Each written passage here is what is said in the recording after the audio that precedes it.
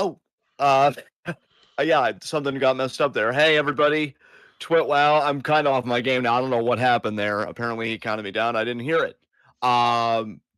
This is the best podcast on the internet today. I'm John. That's my core and commentary Ashton, and this is the weekly recap. Yeah, so it's been one hell of a week. Obviously, we're gonna have big things to talk about in the politics section. You know, things are happening, but we actually do have a bit to discuss, or at least I do. I have a few articles I could discuss, and by that I mean just videos or whatever that I've watched.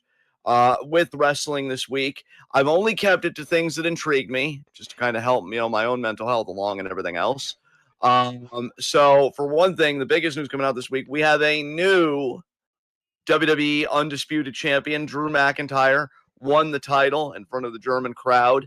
And so, yeah, Cody Rhodes' reign has ended thanks to a returning Jacob Fatu. Now, originally, when I had heard about this, on sites like NoDQ and whatnot, I thought, wait, did Jacob Fatu turn heel? That's so ridiculous. Like, he's so over.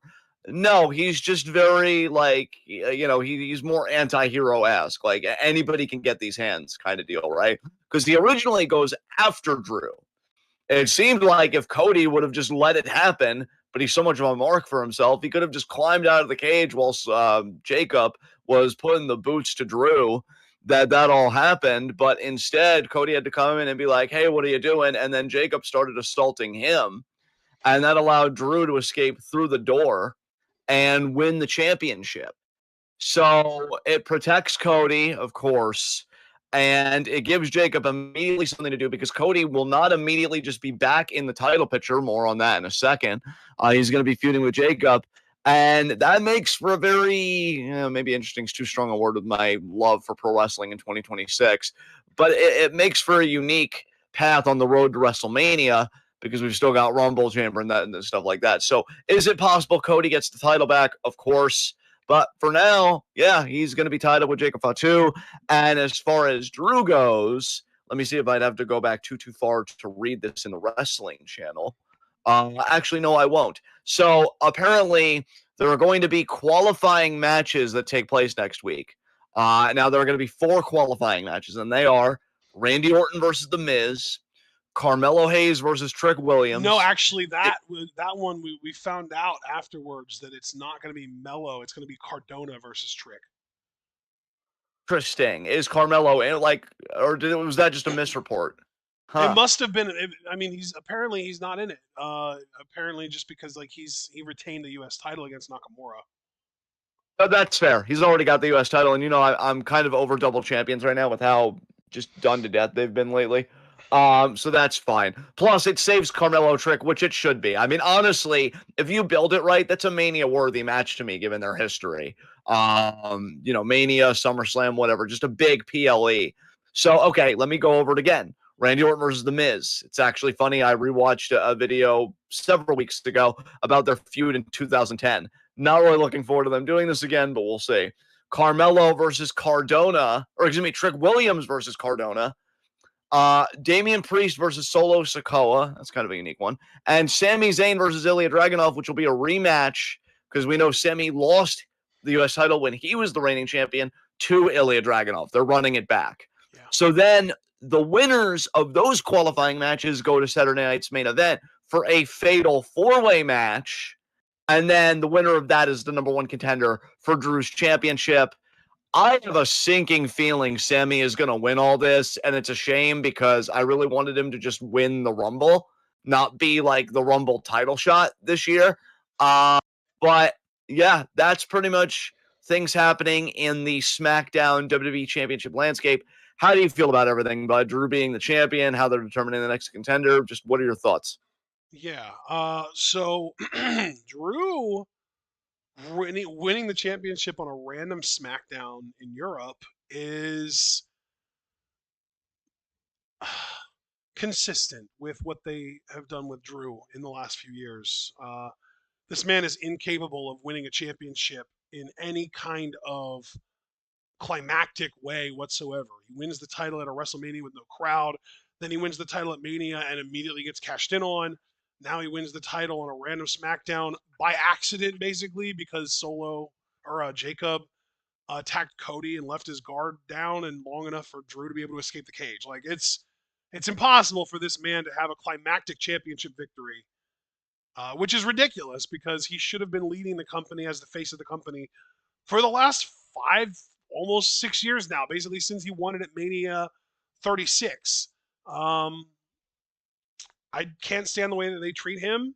I can't stand that he has been a heel for so long and almost to the point that he's so good at being a heel now that it might even be difficult to rehab his image and get people to like him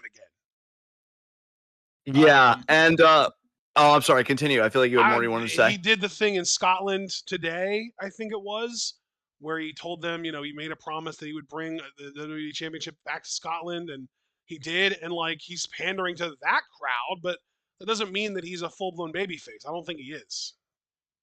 And that's why I think Sammy's going to win the whole thing because he's like the purest baby face of the bunch, like in this little mini tournament we're doing. Um, and really, I'm gonna be the fly in the ointment and get this out of the way now. Just in case anybody wants to hate me, I can bear all of your hatred. For saying this. But now that Cody's freed up with the title, my first thought, I kind of shuddered and thought, is Cody about to win 3 fucking rumbles? Because you can't discount the Dude, possibility in from what my I mind. understand, he is actually the current betting odds favorite to win the men's rumble. Yeah, see, so like him losing, as much as I love Drew, although I should temper that a bit because I'm kind of over the heel run. I defended it for a long time. I'm proud for standing by Drew as long as I did. I think he is a great talent, and I think he's just suffering from really poor booking. But I'm over it now. I do miss babyface Drew. But the worst thing about this is I think another Rumble has been potentially ruined because now Oh, I want to Cody could correct win the fucking myself Rumble. before you continue. Yes, of Cody is course. not the betting odds favorite. He is the third highest odds, with the second highest being Braun Breaker, and the most likely, based on, again, Vegas odds, Roman Reigns is actually the odds on favorite to win the Rumble. Now, see, could Roman win this year? I see it. But here's the thing. Who do I already immediately envision being the final two? Cody Roman. Because they have been Yeah. telling that whole story with Cody Roman. So even if Cody doesn't win, look, I loved Tribal Chief Roman Reigns. That heel run was fucking magic when he beat Cody at the first Mania they fought at. Like I was probably the only one in our group that called him retaining, and I even said in the preview predictions, I will die on that sword, and I wasn't impaled that night. We all held our fingers up. It was great, but like it just feels tired to me at this point. And again, this is why I think you and I pulled away. One of many reasons, of course, the biggest one being just the overt support of fascism from this corporation, which is no surprise. But yeah, it just, If fascism makes us more money, we're all for it. who needs democracy anyway? But yeah, I mean, it just kind of sucks the enjoyment out of the men's rumble for me for yet another year. And I don't know. It's whatever. So I'm happy for Drew in a way. I'm always happy for people getting their due, but the circumstances and the implications really leave a bad taste in my mouth. And yeah, I think you're really just looking at Roman or Cody being the winner of men's rumble. I'd love if Braun Breaker or especially Obafemi would come in and shock the world, but I just don't see it happening. So, I mean, prove me wrong though, WWE. I mean, I didn't expect Jey Uso to win last year, so you know, show me something. But yeah, any other thoughts on just the SmackDown main event scene? How do you feel about Jacob Fatu feuding with Cody? You feel like that's just not going to do anything for Jacob? I It's going to think be more. Jacob, I think, is a dynamic enough individual talent that it doesn't really matter who you stick him up against. It's going to be hard to prevent him from shining, and I would say that applies here too. And I can't even necessarily really blame Cody for this per se. At least I don't think I can, or it would feel childish to do so. But even the way the show ended, because I saw the clip, right? And Jacob looked shocked that Drew was just able to escape and win the title. He clearly wasn't happy about it. He's not smiling or laughing or anything like that. And I would love, like, to me, I would love if the main event of Mania on the SmackDown side was Drew versus Jacob for the WWE title. Like, I'd honestly be there. I don't think we'd react to it again because we're really just disconnected from WWE. Fuck that company. But would I watch it third party? Yeah, I probably would because that match just seems like it would slap. But I still think they're going to do Roman Cody again. Whatever. And why I even bring up the ending is, so he's having the stare down with Drew, and then Cody comes out of nowhere and he just shoves Jacob in the cage wall.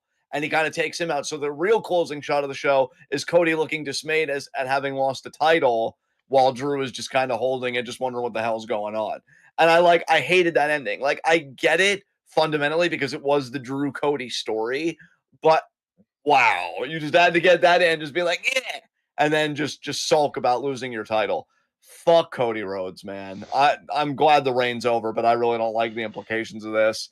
And I don't like that Sammy, I think, is going to get the shout either, because again, he's going to get the Rumble title shot, and I think it'll be clever because the whole thing is Sammy has never beaten Drew. There is a well-baked story there if you want to explore it, That which is to their credit, great. I think. Yeah, I totally blanked on that. You're so right. I love that. Yeah, and then Drew can just be all pompous and be like, "You couldn't beat me when nothing was on the line. You really think you can beat me when the thing that I've been scratching and clawing for is at stake? I'm gonna murder you, son." And then Sammy's gonna have a great, Bro, babyface promo. you know Yeah, what? I'm not gonna lie. Given that we aren't watching the Rumble anyway, if they're willing to get Roman Cody out of the way as the final two of the Royal Rumble, and it translates to us getting Roman Reigns versus Drew McIntyre at WrestleMania, you know what? We're a worthy sacrifice. yeah. I mean, I've enjoyed when they've interacted. I think they have good matches. Dude, the Um, last time they interacted, if I remember correctly, was when Roman was still Universal Champion, undisputed champion, and yeah.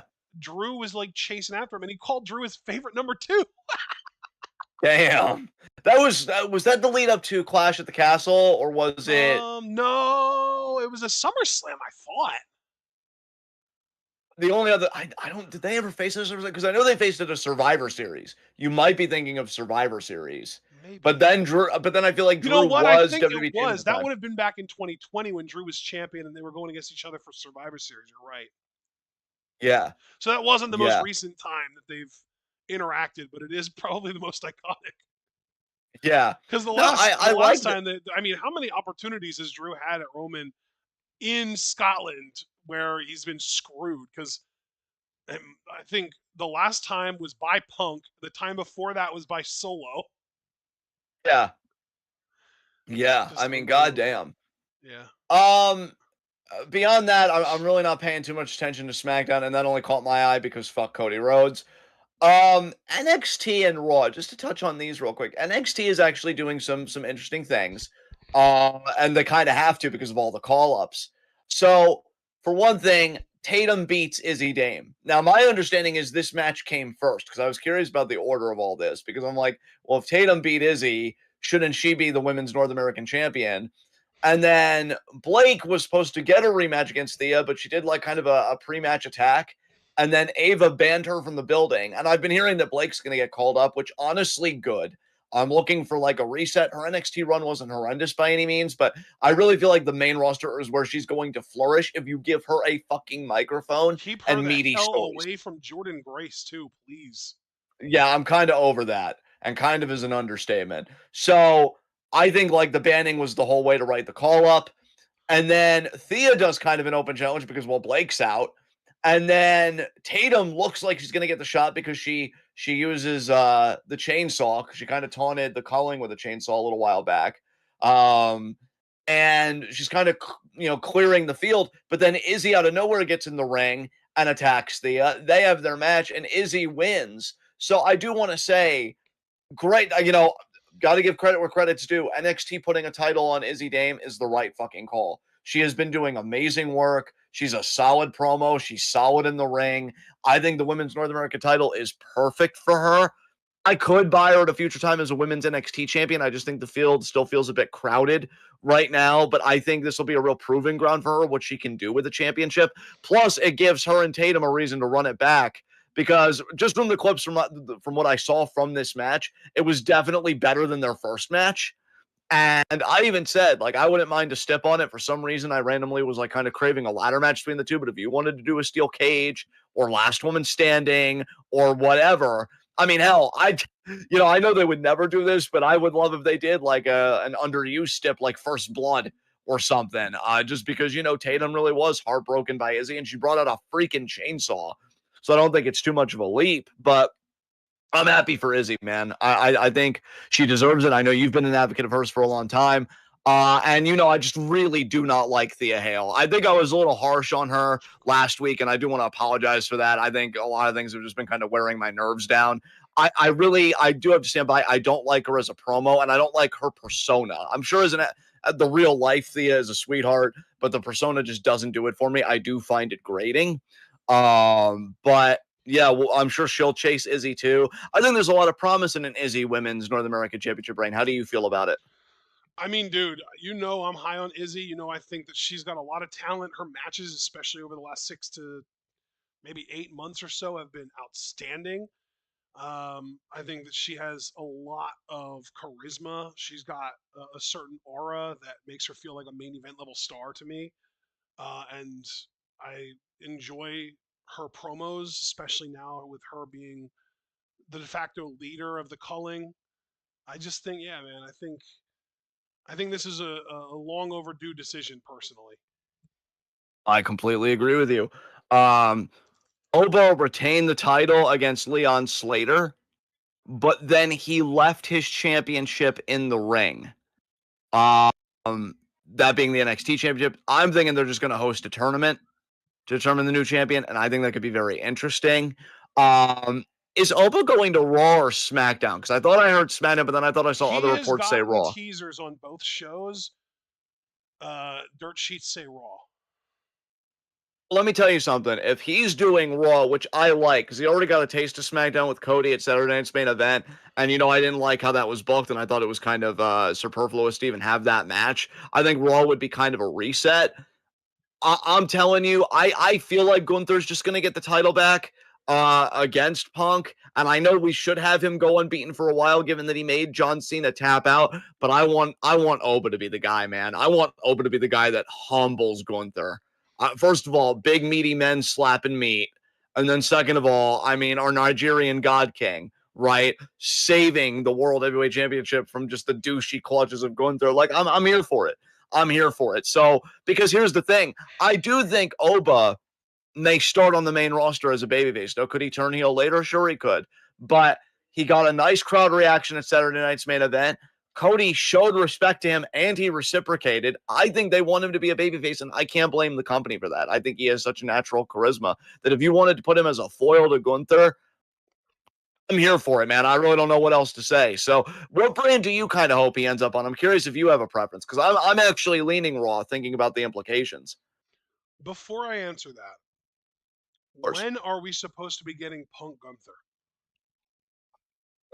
Well, here's the thing. I don't think there's like any date for it yet, but I feel like there have been teases of like Gunther taunting Punk or like Punk like silently confronting Gunther, like not even really like cutting a promo on him, but just kind of like a stare down sort of deal.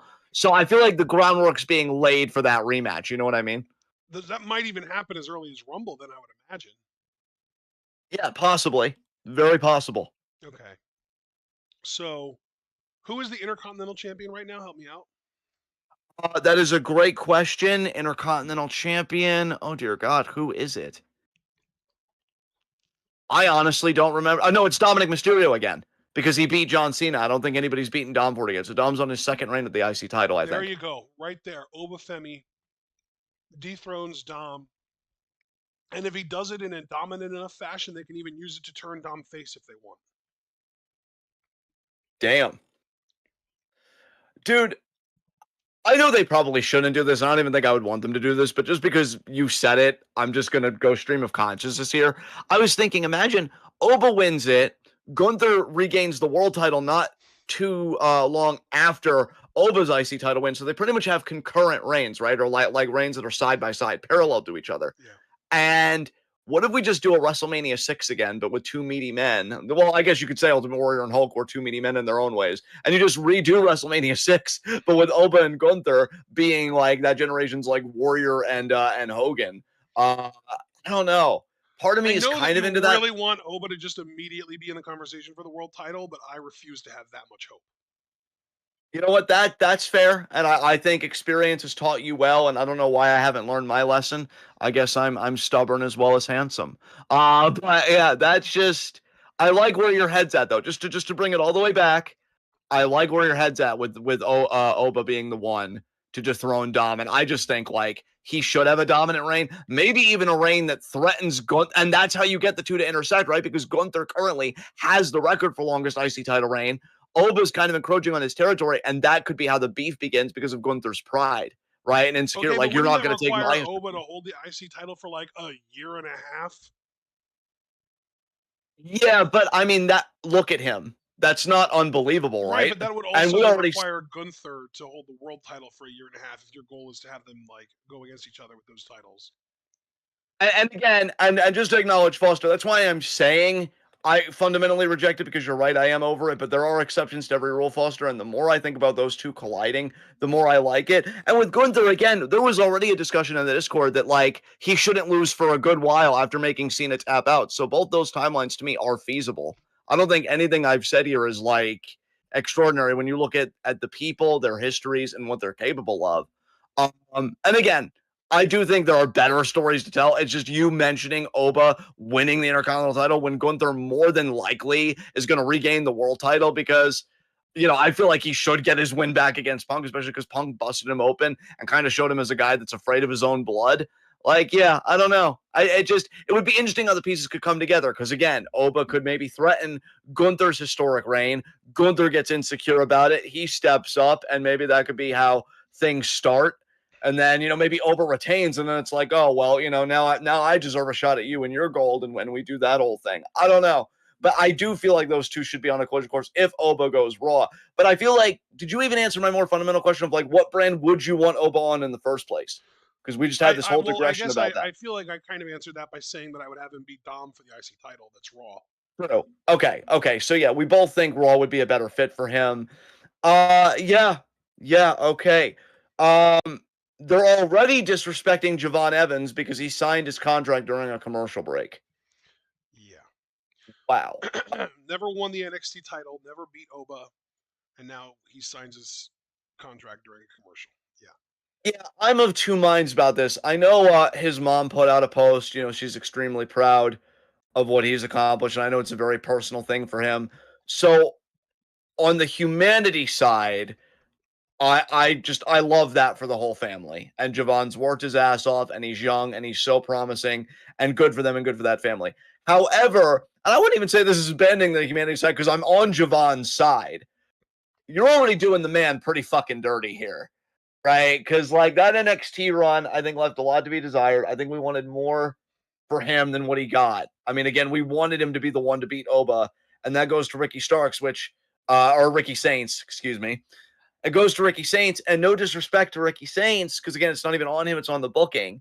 You pretty much did fuck all with that because Oba gets the title back anyway, and then Saints turns heel. So, And then like, Oba relinquishes the title yes.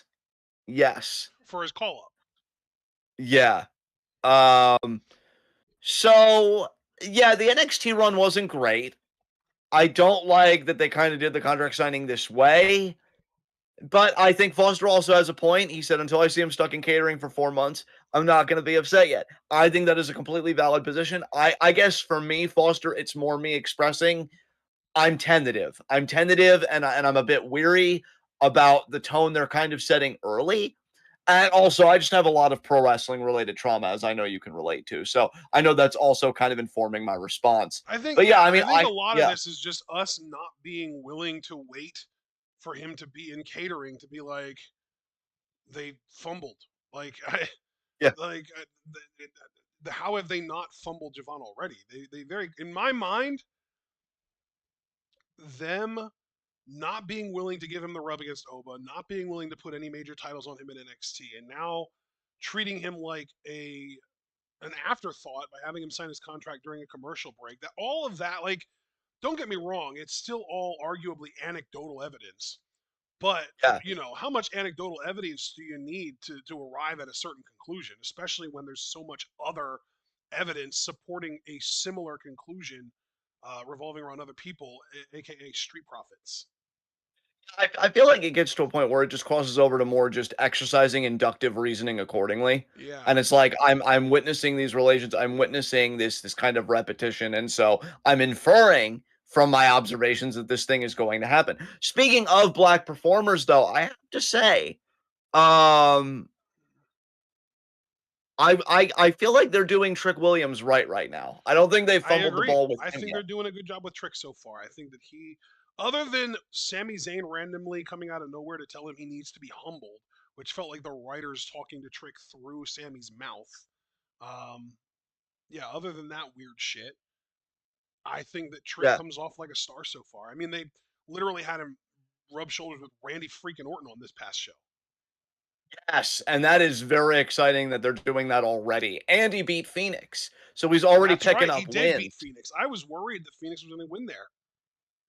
Yeah, which it's crazy 'cause I mean Phoenix is also a hell of a performer. No diss against him, but yeah, I mean Trick is the prospect. Trick is the Yeah. guy that you really want to build up and everything else. Yeah. And yeah, I'm just we'll see. If Drew, I'll tell you, if Cody had retained, I'm gonna be honest. I honestly might have even been thinking Trick would win the whole like kind of mini tournament that they're having. But given that Drew, I think, is still definitely a heel, like yeah, that's why I'm thinking Sammy. Yeah. But I mean, you got Trick and Carmelo down the road, which I hope they do that right. See, that's going to be the big test for me of what Trick's prospects are looking like because that story, I think, deserves a considerable amount of respect and care and thought into it, especially because if you really wanted to do Carmelo as the face this time, that's intriguing to me because he really was a piece of shit to Trick when the feud started.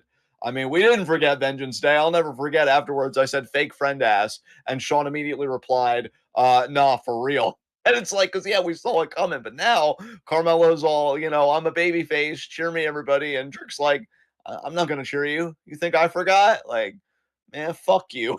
So I'm looking forward to that. And yeah, and CM Punk retained against Braun Breaker on the Raw side. I've seen very mixed reactions to this. Apparently, people are already turning on Braun Breaker for some reason. I don't fucking know. I haven't watched him forever. Maybe they have a reason. Maybe they don't. I still like the guy. Um, CM Punk beating a stud like that after we already saw him lose in the UFC twice. I kind of have to laugh a little bit at it, especially because he's old. But he got the win. GTS 3 count. Again, they're just I think setting up for a future rematch with Gunther. And that's pretty much all the wrestling stuff. Oh, and I guess before we went live, I did watch a Mercedes Monet backstage kind of promo from Collision after she got humiliated during Willow's TBS Women's Championship kind of celebration. She got cake in her face and then power bombed onto the remnants of the cake. And, she's talking about all of her accolades and says she's taking a break from AEW. So Mercedes, I think, is taking a step back. Cool, cool, cool. But yeah, that's all the wrestling stuff I've watched. Anything else you wanted to remark on that maybe you watched separate from me? Um,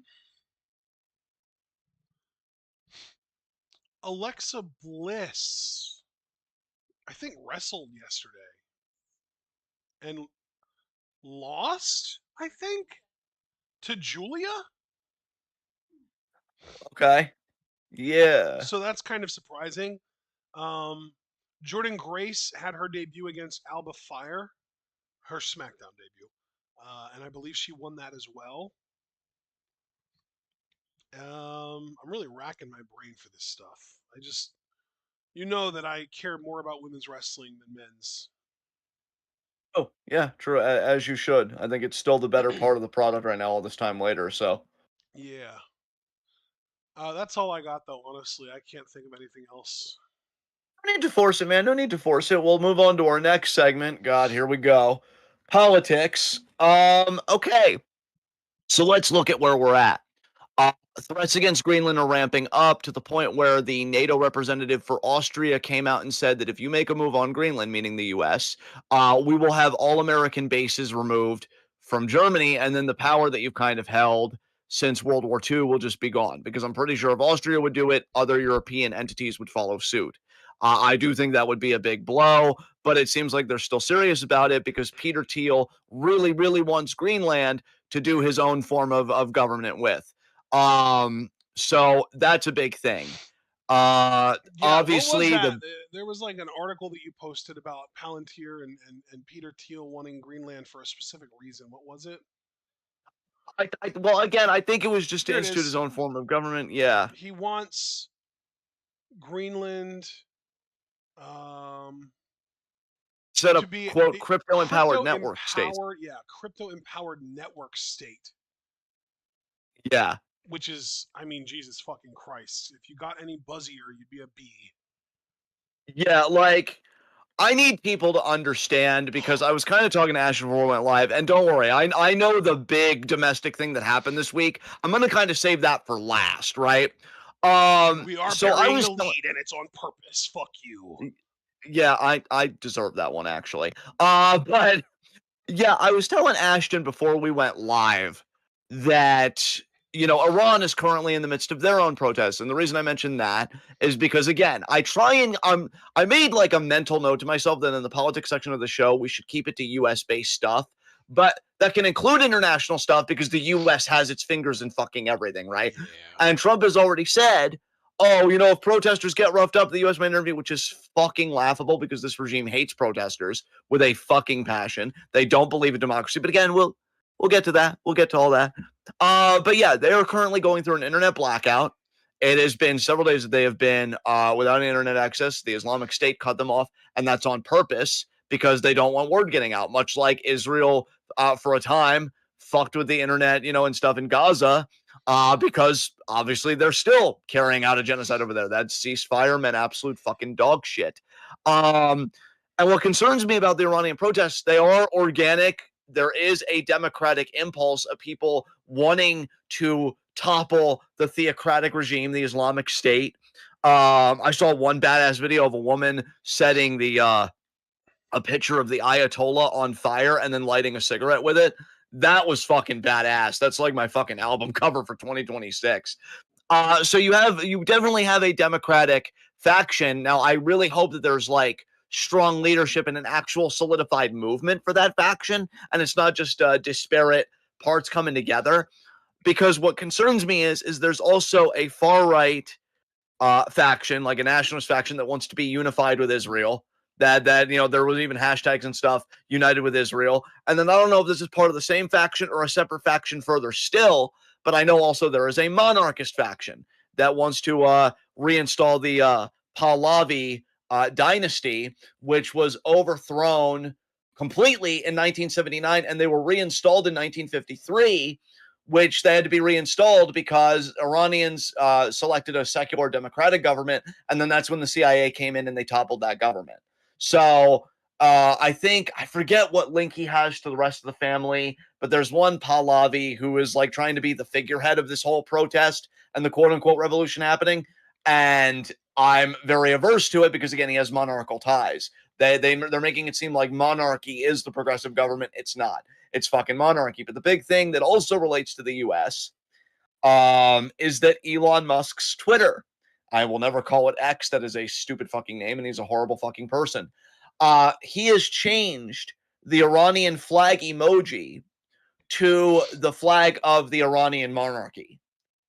And that's subtle, but that's important because we need to understand that these tech billionaires do not believe in democracy at all. They want monarchy. Curtis Yarvin, who I know a lot of people may not know of, and that's why I'm here to be terminally online and read all the dog shit that you beautiful people shouldn't have to, has written that democracy no longer works and that we need to overthrow, the administrative state. We need to get rid of all government employees, and we need to pretty much do techno-feudalism. We need monarchs that would control certain estates, divvy up the land. This CEO controls this estate. This CEO controls this estate. Real dystopian shit. But you have people on board. Peter Thiel has openly said in interviews he thinks that democracy and freedom are no longer compatible. Of course he does. And everything else. We know the Ellison family that are very much in connection with Israel and the Zionist colonial movement. They bought up Paramount. They bought CBS. Barry Weiss is the president of CBS. She's an unapologetic Zionist, and she has been bootlicking for the Trump regime. We heard how she pulled a story about CCOT, the concentration camp, and everything else because it looked unflattering. She said we needed the administration's point of view. Even though they give the point of view on a daily basis, they love it. They deem everybody a criminal that should just be locked up. Billionaires do not believe in democracy because democracy is a threat to their material interests. And that's the reason I mentioned Iran, because they want to do democracy. The US won't let that happen. Venezuela, whatever you want to say about Maduro, and again, I don't know too much there, but they didn't like that, the oil was nationalized and it was reinvested in the Venezuelan people and education and hospitals. You have to do that there. Cuba's been sanctioned forever. Other territories that flirt with socialism, sanctioned to hell. They don't want a global left. They sure as shit don't want a left at home. And that's why more leftists are coming out and saying they always come for the communists first. Even the famous poem, it starts with first they came for the communists and I did nothing because I was a communist. Quite interesting that the communists come first, right? So just think about that. Think about that and think about what billionaires, the kind of society they want, because they are the most anti-democratic force on earth. So yes, you have Greenland threats ramping up. Trump has also flirted threats with Mexico. And in fact, the last article I saw from Reuters was that Claudia Scheinbaum finally got the fucking name right. I know I have kind of a meme on this show or just on this channel in general where I've called her Gloria so many times. My apologies. Claudia Scheinbaum is trying to work with the U.S. I am not trying to be condescending here, and I know she's not going to hear this, but my advice to Claudia would be don't do it. Get your fucking military ready, and I don't know what your relationship with the Zapatistas are. They are the anarchist faction in Mexico, but you need to become friends with everybody in your territory, okay? Because Maduro did the same shit. He said, I'm willing to work with the U.S. I'm willing to, rein in the drug smugglers or whatever, even though that seemed like a lot because none of the fentanyl was even coming from fucking Venezuela at all. And the boats that were struck, people said there was not enough gasoline in those boats to reach the fucking U.S. Do not try and play footsies with fascists. Do not try and think you can meet a middle ground with them. It never fucking works. This is a fascist regime. Get your military, get your people, get your popular support mobilized. And even then, they still might lose, but you need to defend yourself. We are so past the veil of fucking diplomacy, or I guess the phrase is we're so beyond the pale of diplomacy. That is not going to work. I worry about Scheinbaum's government. I do. I worry about them. I worry about Greenland. I still worry about Canada. I have friends in Canada still worried about Canada. This is the Monroe Doctrine on steroids. This is manifest destiny for the 21st century and 2026. It's we're America.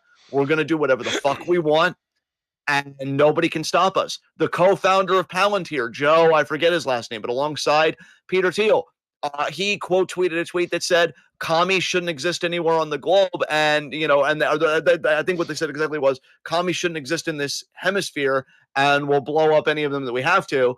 And then the guy said exactly, what do you think Palantir was made for? They are terrified of communists. They are terrified of leftists. They are terrified of liberal governments that aren't even communist or socialist, but would be more of a like FDR kind of New Deal welfareism type program. I mean, Scheinbaum even said, like, I think last year at some point, neoliberalism is dead. Billionaires hate to fucking hear that. So again, I keep mentioning billionaires because your enemy is the money. It is not migrants. It is not trans people. It is the bootlickers that really are armed paramilitary forces, fascists. And it is the fucking billionaires who are also fascists.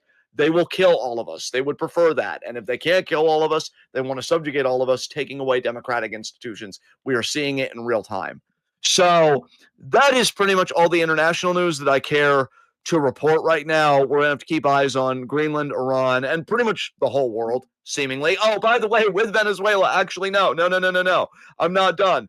Because with Venezuela, it has been utterly fucking pathetic. So Machado, who was going to be the vice president to the guy that allegedly won the last election. I say allegedly because who says he won the last election? A lot of Western media, which I'm very dubious of for reasons I'm sure you guys could probably understand. Again, not trying to defend the Maduro government. Maybe they did, maybe they didn't. I truly don't know. But I know she's unhinged. I know she's been like, oh, bombing the country would be an act of love. And if you liberate us, it'll be great opportunities for American investors. I think she thought so bad. And to be fair, I'll hold myself to account. I've been crowing it. I've been saying, oh, she'll be the puppet president, this and that. But where your old pal John made a mistake is I forgot, and how could I forget? Trump is a raging misogynist and an egomaniac.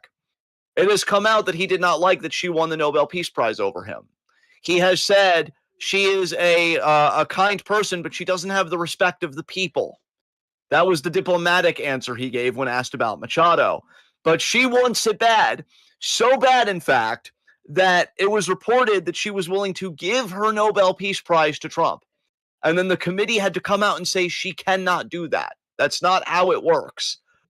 Wow. I don't know if she's still going to have that meeting with him and if she's going to try and do it, but talk about ultimate fucking pick-me energy there. And to make matters worse for Trump, for one thing, most of the Maduro government is still in place. His vice president is actually currently leading things right now.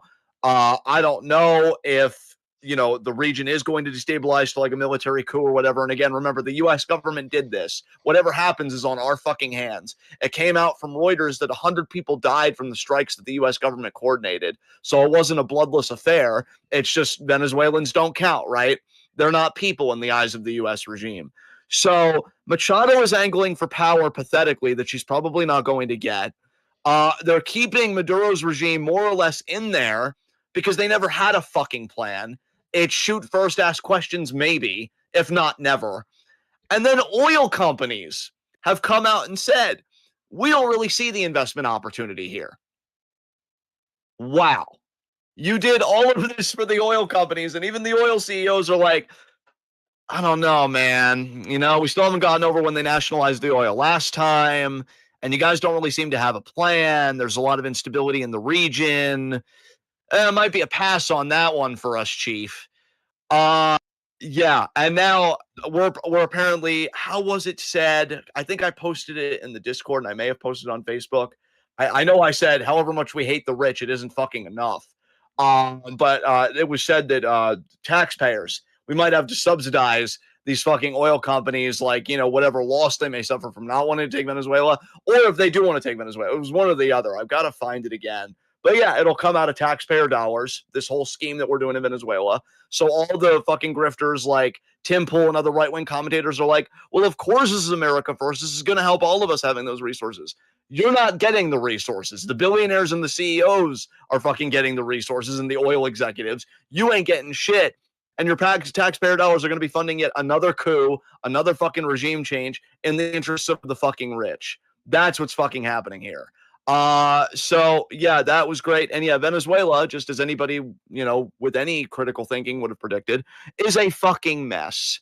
So I guess we'll have to follow that as well. But now, to get to domestic stuff, and let's not bury the lead any further, ICE, which is not the first murder they've committed, and we'll get to that a little bit later, but in Minneapolis, they gunned down Renee Nicole Good, 37-year-old mother of three.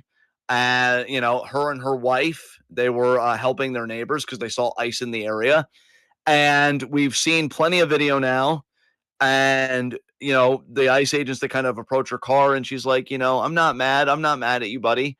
And, her wife interjects and saying, we're not going to change our license plate because the car, the camera kind of goes around to look at their license plate. And she's like, oh, we have the same license plate every time. But when you come back later, go get yourself some lunch, big boy.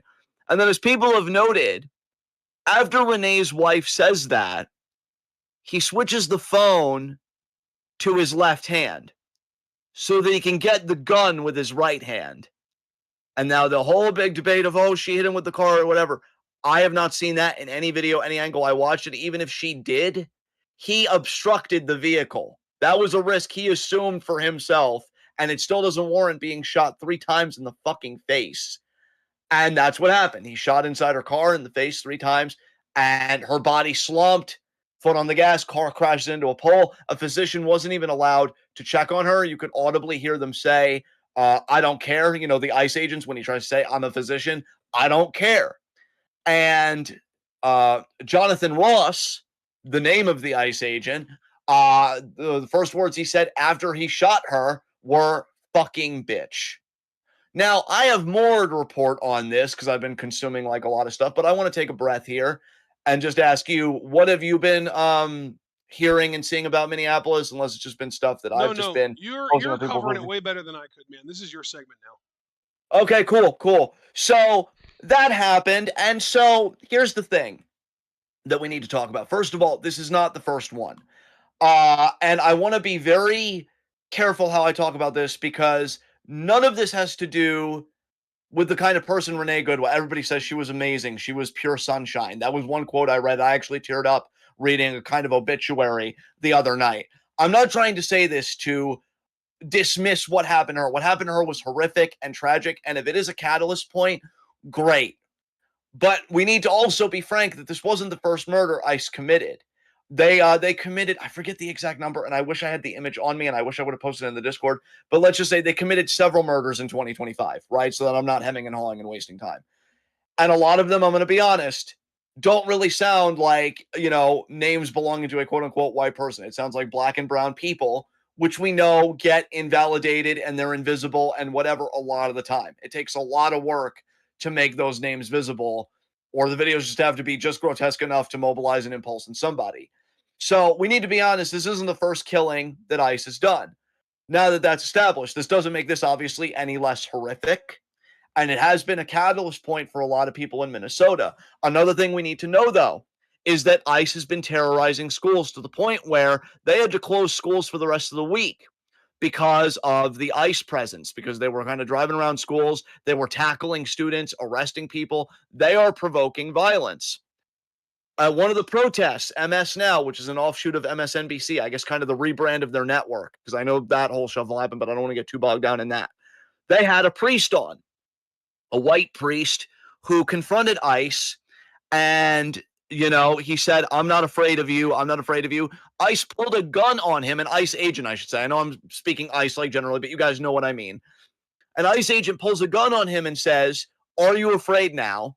The priest says, no, I'm not. And then they take him, they cuff him, they put him in the car. They say, are you afraid now? He says, no, I'm not afraid, and I never will be. Some time passes, the ICE agent comes back later and he says, well, you're right, so it wouldn't be any fun anyway.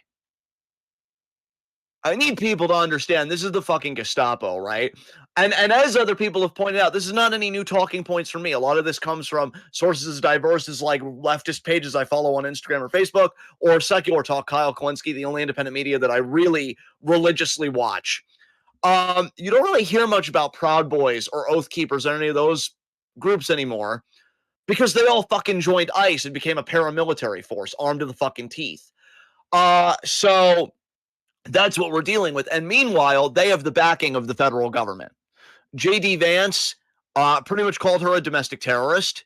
Kristi Noem the same way, that it's her fault that she lost her life. House Representative, I think his name was Wesley Hunt, went on Newsmax and said, listen, when an officer tells you to do something, you do it, and then you get to keep your life. Wow. Such democracy, such freedom, right? America, the bastion of freedom. Oh, if an officer tells you to do something, you do it, and you get to keep your life. Again, I want everybody to understand what's happening here in the most concrete terms. This is unhinged. This is fucking insane. And so, yeah, she was already labeled a domestic terrorist. She was already labeled a threat, which again is in line with NSPM 7, which is the security memorandum for like FBI and other, federal agencies. Hey, your target is now internal, right? Anybody that's anti-capitalist, anti-Christian, whatever, which is a lot of us, because it could be anti-capitalist to want universal health care, right? And that could be enough in this regime to be designated a terrorist. God knows I'm fucking cooked, my rhetoric on this goddamn show. But yeah, that's what we're dealing with. The enemy is now perceived as us in the eyes of the regime, in the eyes of this autocratic government. Renee Good was apparently a terrorist. And one other thing I want to note, because I know Gala posted a TikTok about this, and I made a mental note that I wanted to kind of do my part, not to forget. Renee Good was a lesbian. She had a beautiful wife, and they had a 6-year-old child together. She had 2 other kids. The 6-year-old child, their father passed in 2023. And it matters because I think it was the grandfather said, I'm going to have to fly all the way down and come and get him. And at first, I didn't have the context that I would later, right? And I'm like, oh, that's heartbreaking, but that's sweet that he's got somebody there. He already has somebody there. His other mother, who I don't know the nature if she has custody of the child or not. I don't know the implications of that. But she could lose him now because of state-sanctioned violence and state-sanctioned homophobia. They fucking hate anyone that's not like them. And by the way, also, because there are so many points I want to say about this, especially because Ashton said it's my segment now because I'm trying to give the best coverage I can. Let this also be a lesson how utterly fucking hollow and disgusting, as if we needed any more lessons about that very fact, white supremacy is. Because Renee Good was a white woman, but the first excuse will always be, oh, she should have obeyed orders. Oh, she's a race traitor, or the homophobia, or whatever. Or as other people have pointed out, fascists fucking hate women. And they weren't afraid of him, and he felt emasculated by that, which is why he pulled out his fucking gun in the first place. And so, yeah, this whole, oh my God, great replacement, white extinct, you don't give a fuck about that. You want to drum up paranoia and fear so that you can fucking seize power. It's a tale as old as fucking time, and I'm tired of fucking hearing it. So that's all happening, right? But let me tell you something else that's happening, because I hit you with a lot of bad shit. I mean, you have the government calling people domestic terrorists. You have a paramilitary force that can abuse, maim, and even straight up murder people without impunity, right? And all of that's terrifying. But you know what? No, because I have been really fucking depressed the last few days. I'm actually glad I got my head right for this show, because I really didn't know what shape I was going to be in. Compare the start of the week to now. I thought if it had persisted that I was going to go on a really violent rant. And I am kind of having that ranting energy, but I feel like I've been pretty composed, to my credit. So let me tell you about the good stuff that's happening, because it's important to hear that too. See, Minnesotans aren't really relying on really any government figure, because Tim Walz, who is not going to be running for re-election, actually asked, do you guys have any decency? Gee, I don't know, Tim. I don't know. I think the guy that's a pedophilic fucking rapist and serial sexual abuser and who mock disabled people and is overtly fucking racist, I don't really think there's any decency there. And as far as any of the bootlickers, man, you know, a lot of them just seem really fucking excited that Renee Good was murdered. So, yeah, I don't really think there's any decency there. What the fuck kind of questions are you asking? The mayor of Minnesota, I liked him rhetorically, but I need to see fucking actions. He said straight up, this was a murder, and I just have a message for ICE: get the fuck out of my city. We don't want you here. Now, it's your city though, bruh. Do something. Get cops on them or whatever. But I digress. Beyond the official responses from people in authority that, could actually fucking do something, communities have been mobilizing. There has been mutual aid, neighborhood patrols, alerting anybody if ICE has come through. Schools being closed, teachers are finding another way to reach students and provide resources, because let's remember too, there are families that are economically disenfranchised or just dealing with abusive situations that school is a safe haven. After school programs could be a safe haven. They don't have that now because ICE terrorized that fucking community. So now they're trying to do mutual aid another way. And the protests have been insane. They have been large in number. I still feel like there's some false consciousness going on there. There was a protest I saw, bro, where they were standing with police, and a guy that I feel like was kind of leading the protest was like, oh, wait, they're Minnesotans too. They're not the problem. And respectfully, I commend the courage and the bravery of anybody to go out and protest and to stand for something. But we really need to start catching up that all these things are connected. Police, CBP, ICE, all these agencies serve a common fucking cause. Right? The dispossession of the people, the disenfranchisement of the people, the protection of the property class, white supremacist interests, et cetera, et cetera. They're more on the side of ICE than you may care to admit, right? But we need to wrap our head around that, because police are not your friends. They're not. They're the only good cop is one that quits. That's just all I'm going to say about that before I go on a completely separate tangent. But here is where it gets really interesting, because so you have the mutual aid. You have the solidarity. You have the people that are coming out in support of Renee Good, that are not going to be silenced, that are strategizing, that are thinking of things to do. And that's great. But we may also, provided that they're not agent provocateurs, because that was also something else that happened in Minnesota. There was some random protester that was masked and wearing sunglasses, just burns an American flag and then leaves. And then when he was being questioned, who are you? What connection do you have to the protest? Didn't answer anybody. We know there are people that will start fires or do something crazy to give right-wing media footage, right? Content to purport their own narrative of, oh, look at these lawless thugs. This is why we need ICE. This is why we need the police, whatever. So I don't know if these were provocateurs meant to be oh, look how violent they are. But in New York, there were ICE protests because Renee Good's murder shook the whole nation. And in New York, they had protests, and there was a wing of that protest that was chanting, save a life, kill an ICE. And then there was another kind of rhyming chant, and I didn't get the full chant, but part of it was, Kristi Noem will hang. Now, again, could be provocateurs, or it could be that people are starting to make the one-to-one connection. Wait a minute. If laws don't matter, if the Constitution doesn't matter, if I could be murdered just for being the wrong skin color or giving lip to somebody or whatever, what are we doing? Because that self-preservation instinct sooner or later on a collective level is going to kick in, right? At least you would hope. And so I don't know. I just wanted to say, to be really thorough, they could be provocateurs trying to make a protest look bad. We've seen it happen many times. Or, and I do want people to keep their mind also open to this possibility, a militant faction is starting to form here because they're starting to recognize this is state-sanctioned violence and there is no reason for it to stop. And if anything, they're going to want to double, if not triple down. And so that was very interesting to me, hearing that. And I know there are still some liberal people that are saying, oh, Democrats, you really need to do your job. So let's check in on the Democrats, shall we? Let's check in on the fact that when Hakeem Jeffries and Chuck Schumer were asked, are you going to defund ICE? Crickets. They didn't say anything. Because let me tell you about the Democratic establishment. I keep progressives even at a safe distance. I'm more welcoming to them than the establishment, like Jeffries and Schumer, but you're all sus as fuck to me. I'll put it that way.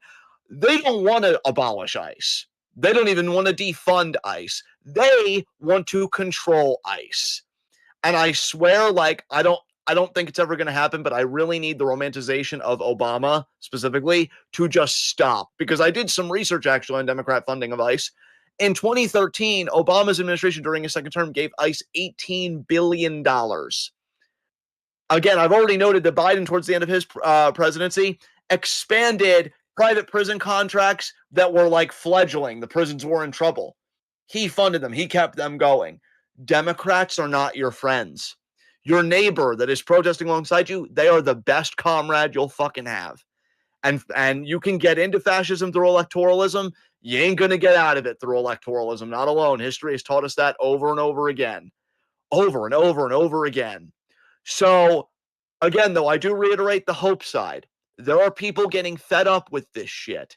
There are people that are mobilizing and doing mutual aid, taking care of each other, trying to look out for each other. I do still feel like, for my taste, there's too much like passive just recording of what's happening and not getting bodies between. Like, I saw a video of two guys being taken out of, I don't know if it was a Target or what, and people were just recording while they were just being shoved in the van. The video doesn't stop them from being shoved in the van. I understand documentation is important. I don't think we're ever going to do another Nuremberg trials, but that would be the hope, right? But people are taking care of each other. They're protesting. Could there be improvements? Of course, but at least there's something right now, and I hope it goes further. And again, there could potentially be more of a militant wing emerging here that is really, really getting sick of this goddamn shit. And yeah, you can only push people so much until they break. And I guess the last thing I'll say in the politics section is, now I don't know, independent media reported on this, which is why I'm giving it any credibility. But Trump knows that this regime sucks, because there apparently was a closed door meeting and he was caught on a hot mic saying, if Democrats win, they're going to impeach me, which I'll just assuage Trump's fears. I don't think they will. You're too good for their business. They'll probably keep you in power and be like, there's nothing we can do. Classic Democrat strategy. But entertaining his delusions for a bit. He says, if Democrats win, they will most certainly impeach me. And then he said, and I really couldn't believe that he said this, and again, this just comes from Secular Talk and other pieces of independent media, but he's alleged to have said, I don't understand. We have the right policy. What is wrong with people? Why aren't they supporting us? Can't make this fucking shit up. So that is where we're at, everybody. That is where we're at. We have a Gestapo that is openly murdering people and has been murdering people for a long time. In fact, in the wake of Renee Good, there were even more shootings in Portland. I don't know if anybody died, but I know a husband and wife duo got shot. The wife got shot in the chest. So I'm guessing that didn't bode too well for them, fucking unfortunately. How dare them live openly in a society where they thought they were free and safe. And yeah, Republican leadership is just towing the line, deep throating the boot, the fascists along with them, because they love the idea of doing violence against women, black people, anybody that's not them, with no impunity. And yeah, that's just the state of things. But we're also seeing, again, direct action, collective, mutual aid and solidarity there. And that's beautiful to see. And I really do think, things are hitting a kind of boiling point here. So that was everything. I know Renee Good's wife, who I think her name was Rebecca, actually put out a statement, and it was, brought me to tears last night. Again, she called her pure sunshine, that she loved everybody, that she's still going to try and teach their children that, these people are hurting, and that what they did came from a place of anger, which I guess better people than me, because I'm really ready to do French Revolution 2 Guillotine Boogaloo. I've been there for pretty much ever, but especially now. So when I say, as our kind of outro, be good to yourselves and each other, this is the shit I'm talking about, because I know it's scary right now, guys. I'm scared every day practically. I oscillate between depression and feeling like, yeah, I could fight, yeah, I could do something. I'm looking at my own mutual aid fund in New Hampshire that I'm hoping to give to at some point this year. We'll have to see how well I do with that. But I get how strangling powerlessness and hopelessness can be, but these communities are still protesting and they're still taking care of each other. And that's what ICE hates. They hate, and really just autocracy in general, they hate when you're not afraid of them. So we can't give them that fear. They're a lot like Pennywise in that way, actually. We finished It Welcome to Derry not too long ago. They can't feast on courage or solidarity or anything else. They need that fucking fear, right? And I know it's easier said than done, but in whatever way you can, do not give it to them. The people of Minnesota, far more than any elected official, are really showing the way, in the sense of, hey, in times of crisis, you buckle down, you fight back, you take care of each other. There are a lot of ways to do that. So keep your joy going, keep your mental health going, check in on each other. You're all too beautiful to lose. We all need each other in this, because there's a lot at stake here. I've been saying to friends, this really does feel like a winner take all struggle. It really does. And so I can only hope for the best. I know the odds are overwhelmingly stacked against us, but goddamn if people still aren't trying. And I think that's the note I want to leave on, is a bit more optimistic than what I usually do. So unless you have any commentary you would like to add, now that I am fully exhausted, we can move on to pop culture. I don't think I have anything to add, honestly. I thought about it. All right. All right. Well, you know what? Your face is beautiful. So I'll tell you what, because I talked for what felt like a lifetime, why don't you open up on pop culture? Tell the people what we've been watching, or what you've just been doing on your own time, away from my face. Our week has mostly consisted of watching Mythic Quest, which is an Apple TV show starring Rob McElhenney, where he plays a narcissistic game developer. He's not really the game's developer, game creator, we'll say, and CEO. Um, we've been watching that. It's a really fun show. If you're somebody like us who enjoyed Silicon Valley, it has pretty similar vibes to that, but I would say it leans more into like mental health than just straight up hijinks. And then I think it's better for that, honestly. I don't know if I would say it's a better show than Silicon Valley, but I think, the show, for itself, I think it's taking a good path. We have also been watching Game Changer, which is a game show on Dropout TV where the rules of the game change pretty much every episode. Like, one episode it'll be make a sound that correlates with whatever your word is. Like cow, you go moo, duck, you go quack, that kind of thing. And then it evolved into like a picture of a woman holding her hands over her ears with a bunch of burgers revolving around her head. And the guy's answer was something along the lines of like, no more cheeseburgers, please, or something like that. Like it's pretty wacky. That was one episode. There was an episode where the three contestants were bidding on how low of a point payout they would be willing to accept to do certain tasks or certain or do certain things that were maybe like demeaning or humiliating or whatever. Like the one guy, I think, accepted 600 points to drink toilet water out of a straw. Then there was like another episode where they were shown or they were told a potential gift, and they had to be willing to wager a certain amount of points on whether that gift was real or not. And if they thought it was fake, they would have to do 0. And if they thought it was real, then they could wager however many points they wanted. And if they guessed that it was right, they would get the points and the gift. It's just all kinds of crazy different There was John, what was the one the everything machine or whatever? Like there was like a conveyor belt episode, kind of similarly like loosely based on the conveyor belt scene that's famous and well known from I Love Lucy, where There's like Yeah. this like panic of like trying to get everything assembled. Yeah, no, it's a really fun show though, and really the show isn't made by the rules of the show. The show is made by the personalities and the people on the show. For example, the most recent episode that we watched, the one guy on the show who is a regular. Most of the people that are on these shows are regulars. The one guy uh, is very well known for being hyper competitive and overly willing to do anything he can to try and win anything. And I think that's actually even a point where he said, I'll do anything. And the response was, to do what? And he said, to win anything.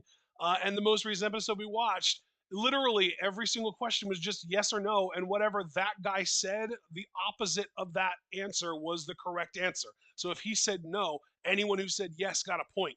If he said yes, anyone who said no got a point. And that was the whole episode. And it ended in him doing a huge rant about how rigged the system was and how he eventually arrived at the correct conclusion that he could not be correct. It was hilarious though. It was great, and yeah, it's Yes. just a lot of fun to watch. We've been doing that and Mythic Quest. Those have been our main things. We did watch the latest episode of St. Dennis Medical this week, but I think that's the only other new content that we've done this week, because we've spent every other night this week doing Mythic Quest in Silicon Valley, or Mythic Quest in Game Changer rather. Yes, yes. I ask you this every time, man. Any new music or just still enjoying like the old tracks? Like what's music been like for you this week? It's been Um, a sort of amalgamation of K-pop and alternate type, like not quite but almost K-pop, like XG, K-pop Demon Hunters, New Jeans, Les Seraphim. Cat's Eye. I even had a little bit of a Cat's Eye thing earlier this week. So yeah, it's mostly been like K-pop heavy for me this week, which is not like an every week thing. I mean, those of you who pay attention and keep up with this, for most of November and December, I was listening to basically nothing but Noah Khan and Conan Gray and Hosier and stuff like that. So yeah, my tastes shift consistently between a few. Actually, John, interestingly enough, yesterday I downloaded that Stardom Future of Music album and listened to it, and God, that some of those theme songs. I mean, some of them are still around. Like Hina's theme song is great, and what's the other really? Oh, Starlight Kids theme song is great. Those are both on there as well. But like Hazuki's old theme song, holy shit, was a bop. Hanan, I still don't think that I'm fully over Victory Cheer. It was just such a good theme. But and then like you get to like some of the formerly Dona del Mundo theme songs, like Shruti's theme and Himeka's old theme and Mirai's old Stardom theme. Those are all really fun. But yeah, I spent a lot of time yesterday listening to those. There was a day this week that I randomly decided to listen to Pop Danthology, like a compilation of Pop Danthologies. That was yeah. fun. There was a day this week where I randomly decided to listen to some 90s blues music, which I specifically listened to Hootie and the Blowfish and Melissa Etheridge. Those were the two big artists that I would listen to when I was in the mood for that. And that about covers it, honestly, as far as music goes. That's pretty much the extent of it for me. The only new thing I listened to, I'm trying to find the name of it. Okay, so yeah. Uh Conquer Divide, the female metal group that I really like, they did a collab with another group called Stitched Up Heart, and the song was called Glitch Bitch. It was okay. It was okay. I liked it. Really, I still think my favorite Conquer Divide song of all time is "Welcome to Paradise." That is just an amazing fucking song. But this one was okay. As far as any other new music for me, there, no. I gotta tell you, for me, as just time separate from you, I have just been logging in a lot of time on the handheld that you so generously got me for Christmas. I've been I've been playing a little bit of Sly Cooper 2 because I beat the first one. Um, and I completed the Thievius Raccoonus. That was the first time ever for me. That's beautiful. Um, I love that for you. your face is beautiful. And so yeah, Sly 2, I'm gonna be honest, it's been a bit harder to get into just because like quite a bit has changed. But I'm hoping to, really get in that groove with it eventually. I have been playing ABC Monday Night Football. And let me tell you, folks, I Nice. I wanted to be Detroit, because I really do still kind of have a kinship with the Lions, even though they're not the Lions in this game. And I would really appreciate, if my players could complete a fucking passing play. But whatever. Wait, the And Lions aren't the Lions in ABC Monday Night Football?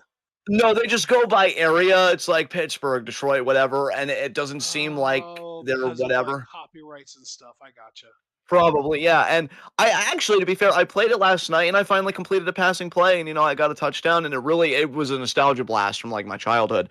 But yeah, I think we were facing like San Fran or something and they just can't let me fucking win. So we were doing kind of a shootout until like I tried to go for a passing play on fourth down and fucking Butterfinger. Actually, no, not even Butterfinger. Nobody was fucking around.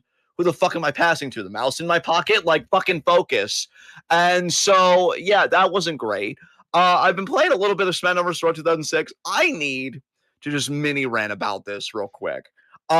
Because you've given me a real gift, you have, because I've always been like, oh, I don't even play wrestling games anymore. The AI isn't challenging. Have you tried playing it on a handheld? Because I'll tell you, I don't know if the computer's just too fast for me because I tried to do season mode. And I put the AI difficulty on legend. So just the hardest difficulty because I think it's like easy, normal, hard, legend, right? And in your very first match, if you're a Raw superstar, the first storyline they give you in season mode is uneasy allies. It's about having to deal with the SmackDown invasion, and you team with Triple H, who's the world champion. It's this whole thing. So the first match you have is against Triple H. I've played this first match so many times against Triple H because the AI, again, very competitive. The first time I finally beat him, I shit you not, was not with Chris Benoit or Randy Orton, the two people that I pick most. Because I'll be honest, obviously Benoit, that's obvious. I don't need to explain that. But I really dig young Randy Orton. Like that whole 2004 to 2006 period before he started punning people, I think is underrated as fuck. I think he showed more of his athleticism then. I liked his cockiness and his expressiveness. It's a fun fucking time. I didn't win with either of those guys. No, I finally beat Triple H with William fucking Regal. Now, no disrespect to William Regal. I love William Regal, but like he's an 82 overall ranking.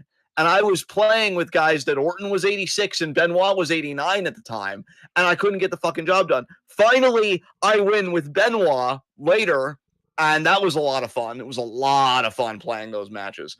But I still want to beat him, as Randy Orton, RKO, whatever. I have a match 2 nights ago. I'm playing this. We're going counter for counter, which being sincere, that is a great feeling. When you actually feel like you're struggling for every bit of offense because they're countering or they're just so on their game and you're trying to be better about counters. I'm still pissed because I've only reversed like 2 finishers, even though I'm pretty sure I've done the correct button press at the right time more times than that. But cool. Give me 2, whatever. Fuck you. So we're having this match. It's hyper competitive. Our limbs are both damaged. We're both in the red. So we're both in that danger territory. Either one of us could lose this match at any time. I hit the fucking RKO. I hit Yeah. it. I've done it. I'm superior in every way. I'm amazing. I'm me. I've hit it. I win. I go for the cover.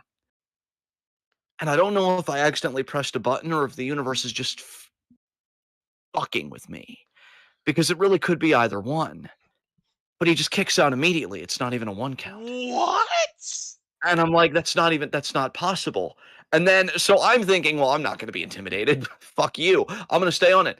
He gets behind me, puts me in a sleeper hold, and I couldn't button mash enough. So my character tapped out and I lost. Oh, And when I tell you people that something broke inside of me, I believe it. That is rough. I Jeez. say though, if you master it, fuck, is it a lot of fun because it feel like I'll tell you one spot we did that I feel like could have been straight out of an actual wrestling match.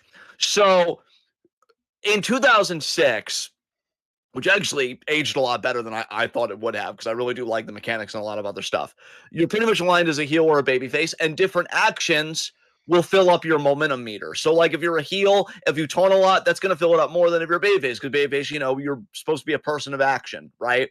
So, one thing Triple H does, the CPU to kind of fill his momentum meter is undo the turnbuckle pads. Well, I'm fucking Randy Orton. I don't give a shit. So I Irish whip him at one point in the exposed turnbuckle pad, and he was already in the red. So I'm like, oh my God, the midsection is in the red. I've Irish whipped him. So if I do something, so he used to do like this really athletic sunset flip pin. I do that in the game. I get the biggest fucking near fall I've ever experienced. It was like 2 3/4. I'm right there. I'm like, this is how I'm gonna win. He still kicks out. Man, no, it's great back and forth, but like you really need to have the bandwidth because I will tell you it eats it up quick. If you're doing the AI on fucking legend difficulty, you better have the fucking bandwidth. It will eat it up quick, I Yeah, promise. I Uh believe but no, you. but no, a lot of fun. And then also, just to tell you that I really am exploring with the variety of the handle, trying to get a feel for, what games would I like, what games wouldn't I like. Um, I did NFL Street. I did a little bit of that. I did a training mode. Hell I kind of want to give yeah! that another shot. I Yeah. love the NFL Street games, dude. They're so fun. I want to go back to that and try that again. And I did try NBA Street, and holy fucking shit, to the surprise of no one, I am rusty as fuck. Um, I tried over and over to get 3-pointers, and the game was like, you know what else we could do? Fuck you. And I didn't get a single one. Oh, And that's okay, though. That's okay. My pride was only moderately wounded. And then I did some Spider Man 2, which actually that was dude. fun because web Spider-Man slinging 2 is for great. PS2 is like a legendary game. It is so good. Dude, he jumps so high. I'm like, if a spider ever jumped that high in front of me, I'd take myself out from the massive fucking heart attack I'd have, being like it's gonna land on my face or some shit. No, Spider-Man 2 is wild. It's wild. So yeah, I played a little bit of that as well. So I've been doing a nice little sampling, and yeah, I just one day I'm just gonna beat Triple H's. It's kind of like real life, at least for that era of Randy Orton, because he never beat Triple H, one on one, at least when the title was on the line. He And so beat the yeah, guy it's that true to life Triple H anyway. couldn't beat, but he could never actually beat Triple H himself. Yeah, so see, it's true. It's art imitating life. So there you Yeah. go. Beyond that, what else have I been doing? I've been watching Life After Lockup with the family, which, God, I mean, reality primo trash. You can't beat it. I've also been watching Traders this season. I didn't think it was going to be too juiced. I thought it was going to be like meh, especially because I saw Nikki Bella was on it and like, but that's been surprisingly good. I'm trying to think if there's anything else I've been doing. So, like, I already talked about the music I'm listening to. Already talked about the games, thanks to this handsome fucking face over here. So played more SSX Tricky. I'm getting better at that Oh too. hell yeah. Yeah, yeah. I'm eating a lot of snow, and I thank God they're not real people because I The tried way to do you one phrased move. that popped me. I'm eating a lot of snow. Yeah, I'm eating a lot of snow, and I got to tell you, thank God they're video game characters because I tried to do one move last night, and the character literally fell on his fucking neck, and I'm like, I Oh my paralyzed that goodness. person, and you're not going to convince me otherwise. But then he got up, he said some smart alecky stuff, and I'm like, cool, I won't have that on my conscience, so that's nice. Nice. So that's all been happening. And yeah, no, it's I've just been having like a lot of fun with it. I'm trying to do my reading in between all of that. Would love to fucking write again. Maybe I'll do that before my 34th birthday in under a month. God, I'm old as shit. When are you people putting me in a home so I'm done with this fucking shit? Wow. Christ. Happy Yeah, January 11th, everybody. yeah, you're precious. So yeah, I think instead of just prattling on, I think I'm good there. So if there's anything else you want to talk about, I think we could just get to Q&A actually. Well, you So talked about games, so I want to talk about games a little bit because I've had a fun week. I started playing hell yeah. Madden 12 Superstar mode for PS2, and I already got my guy to a 99 overall. I'm using a quarterback because, I mean, what other position fucking matters? And I got my guy to 99 overall. He has 99 in speed and I believe agility and break tackle and awareness and throw power. And I'm up to like almost 80, I think, ish, in throw accuracy. And it's just dominant. I just dominate everyone. It's amazing. And this is as a rookie. So I'm gonna go on to set all kinds of rookie records by the time I get done with the season I'm playing. So that's been fun. And I also booted up Tony Hawk's Pro Skater 4, also for Nice. PS2. I'm having a Nice. lot of fun with that game. I've been doing like the little missions, like as you're skating around a map, you can like come across several people that have like a little indicator over their heads, and all you got to do is just talk to them, and they give you a little mission. I'm used to back in the day more of like a freestyle, like there are missions, but you gotta like start doing the thing that relates to the mission in order for it to kind of activate. So like back in the day, if you wanted to do, collect SKATE, you could just collect one of them and they were just there. And once you collected one of them, it showed up and it like lit up that letter on the board, and you knew then, okay, well, I have these other 4 letters to get. But now there's a person that you talk to and they're like, hey, collect the letters SKATE. You have 2 minutes. And there's a timer on the board, and you have to not only find them, but then figure out ways to get to each letter in the map on top of actually finding them. So that probably took me about 5 or 6 tries to get right. There was one that was like, do this trick while you're going over the wall, and then it was like, do this other trick while you go over the wall, and it was like, that was complicated. And there was another one where it was like, here's a half pipe, here are some rambunctious teenagers that I need you to just kind of keep entertained for a while, do whatever tricks they tell you to do. And as you're going back and forth on this half pipe, you have to like pay attention to what your screen says to do and do it. And you have like a minute. And if you don't have all of the tricks that they shout out done in that minute, you just lose and have to try again. It is wild. I've never played a Tony Hawk's Pro Skater game past, I believe it was 2 or 3. So this is the most recent THPS game that I've ever played, and I'm having a lot of fun with it. It's really cool.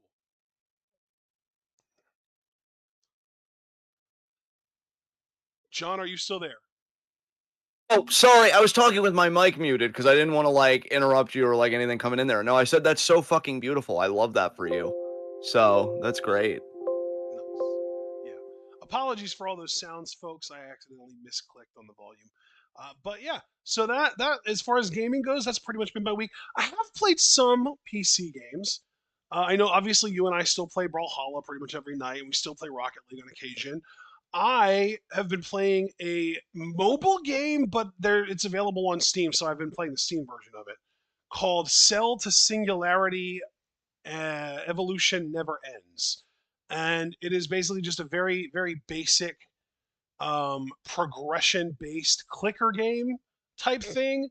But rather than like clicker heroes, where you're just kind of, clicking to kill enemies and then, increasing your DPS over time by buying upgrades and stuff, this is a literal progression through the evolution of life on Earth. Like That's hot. it starts with, you know, um, not proteins, amino acids. It starts with amino acids.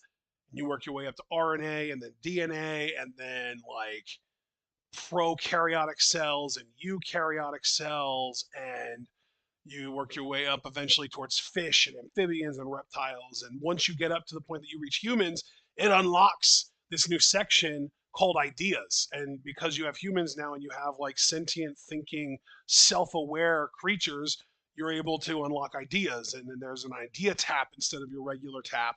And you use that to kind of work your way through like civilization. So like it starts at like the primitive age, and then you can unlock the stone age, and then you can like get, you progress through the ages, like up through like the industrial age and the space age and shit like that.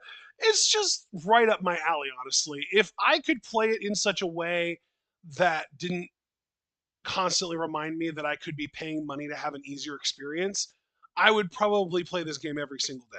But they limit a lot of the stuff that you can do behind a paywall, and I will not pay for that shit. So having a lot of fun with that. I did play a little bit of BTD 6 this week as well. For those of you that don't know what that stands for, Bloons Tower Defense 6.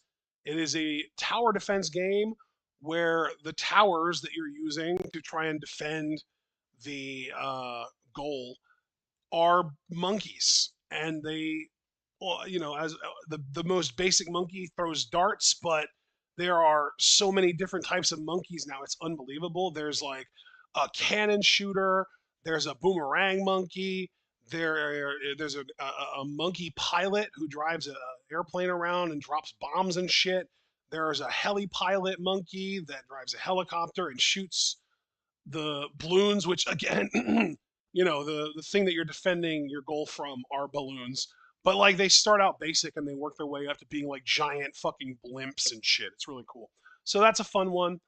And there just over the course of the last couple weeks, actually, there have been a lot of really cool games that have been getting given away, not for sale, but fully just given away for free on Epic Games. I've tried to keep John in touch with the stuff that I think might interest him. But there was a game called Backpack Hero that was for free recently. Cassette Beasts was free recently. A game called Figment was free recently. Back in December, I snagged Hogwarts fucking Legacy for free because that's a game that's always appealed to me. I've always been interested in wanting to try it, but I will not support J.K. Rowling. Got it for free. Didn't support jack shit. Legion TD2, Ogu and the Secret Forest, Civilization 6, the Callisto Protocol. There was a huge bundle of all of the Trine games available for free at one point. A game called Viewfinder that looks super dope. Yeah, a lot of really fun games getting given away on Epic lately. And I have snagged as many as I've been interested in. So I'm really happy about that too. Probably going to start checking those out sooner than later. Can I just say, happiness looks really fucking good on your face. Oh, thanks, So bud. that yeah, no, Oh I'm yeah, really happy to hear there's that. one other thing that's just not even like a media or a pop culture thing, but just a personal life thing. I got a $1 raise this week. Nice. Nice. Yeah. Yeah, actually, I was happy for a friend of mine because, I mean, not to say too much about their personal life, but they reported to me that they got their pension, and I'm like, "Oh, I'm so glad this country's still doing that for now." I was very Yeah. happy for Oh them. God. I don't even mean to be an asshole saying that, right? But you get why I would say that. Like, No, I it's get it. just Yeah. surprising. Yeah, no, so I'm happy for you and I'm happy for my friend. And yeah, get that bread, everybody. I mean, not in the sense of like kill yourself for capitalism, but let capitalism give you what you're fucking owed. So yeah, I guess we can move on to actually I did also want to say I've also tried Shadow of the Colossus a little bit. Ooh. Oof. Oof. What is it? Really difficult? It's a bit laggy for sure, but even beyond that, I got smushed. Scaling a giant fur thing is not easy. Oh, and I buried the lead because I also started playing God of War. I had to take a little break because I hit kind of a brick Oh wall and I wanted to regroup. Dude, yes. there, I know I'm kind of revealing my fictional, what I'm now going to take to calling my fictional sociopathy a little bit, but God, throwing people overboard and just watching them struggle, it's so nice. So yeah, I mean, there were people like, "Oh, Kratos, you gotta help us," and I was like, no," and I just grabbed them and I dismembered them. But then I did also help them, Holy shit. retroactively. Jesus Yeah, Christ. yeah, they were scared, and I legitimized their fear, so I don't think it was all bad. Oh my So God! Talking about throwing people overboard, you reminded me. I got my Magic X 135 this week, and I started playing Golden Sun on it, and it's perfect. I love it. well, your face is the golden sun of all of our lives, I should and cut myself. now It's not perfect. The D-pad is a little smushy for my liking. I'm accidentally hitting diagonals that I don't want to sometimes, but that is a willing sacrifice for how great everything else about this handheld is. I love it. sure, for sure. All right, bud. Well, I think we really I think on all three segments, we're very substantive this week. So let's get to Q&A, man. All I'm ready right. for this. I have Q&A all ready to go. I have our questions staring at me in the face right now. And let me actually just Game Changer Seasons 1, oops, and 2, Game Changer S4 EPS 1 and 2. There we go. I just wanted to update that on our watch list to make sure that I'm not falling behind on that or slacking. Okay, now Q&A. Question number 1 from Super Blue. Will Congress do anything to stop the war on Venezuela, or does America have to go Napoleon to stop this? I don't know what that means. What does that mean, go Napoleon? I don't know because Napoleon kind of like reinstituted monarchy in France after the revolution. I'm pretty anti-Napoleon in that regard. Um, but here's the thing about Congress, Superboy, and again, you're asking a sincere question. I know you ask everything you do in good faith, so I'm trying to I work don't hard know not to about be an asshole. everything. Some of those LA Night questions are definitely not in good faith. That's fair, because you should know how we feel about LA Knight by now. But with politics, I know sometimes I could have a bit of a more like biting tone, and it's really not you, Super Blue, or really any individual person. It's just the world. We've been dealing with this for so long, and I'm very tired. But just to answer your question in good faith, because I think you deserve that. The funny thing with Congress is, I don't really think they're against what happened in Venezuela. They were against that they were cut out of it, right? And then that's what I mean, like where I'm very like sus How on dare Democrats. you go ahead and make decisions that we would approve of otherwise without asking for us to approve of it first? Exactly. And I'm not going to get into it here because I'm not like trying to tell anybody, but Ashton, so and so, and you know who I'm talking about that you always kind of allude to. Like, I know a certain person you should show this thing to. They had another peak liberal moment that I need to tell you about when we get off the air because, like, I am Oh like, boy. wow. So, yeah, I'm going to have to share that with you. But, yeah, that's the thing with liberalism, Super Blue, and why I'm so sus about Democrats and just liberalism as an ideology, and why I'm far left. I look at myself as contra liberalism, but that doesn't mean, of course, obviously, I go on the other side of far rightism. And that's that they really are about norms and procedures to the point where, like, they fetishize them as well as civility.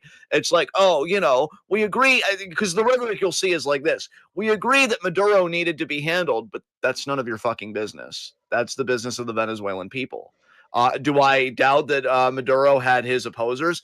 Every government does. I think even Utopia would have its opposers being like, no, things are too good, but not good enough for me, and whatever.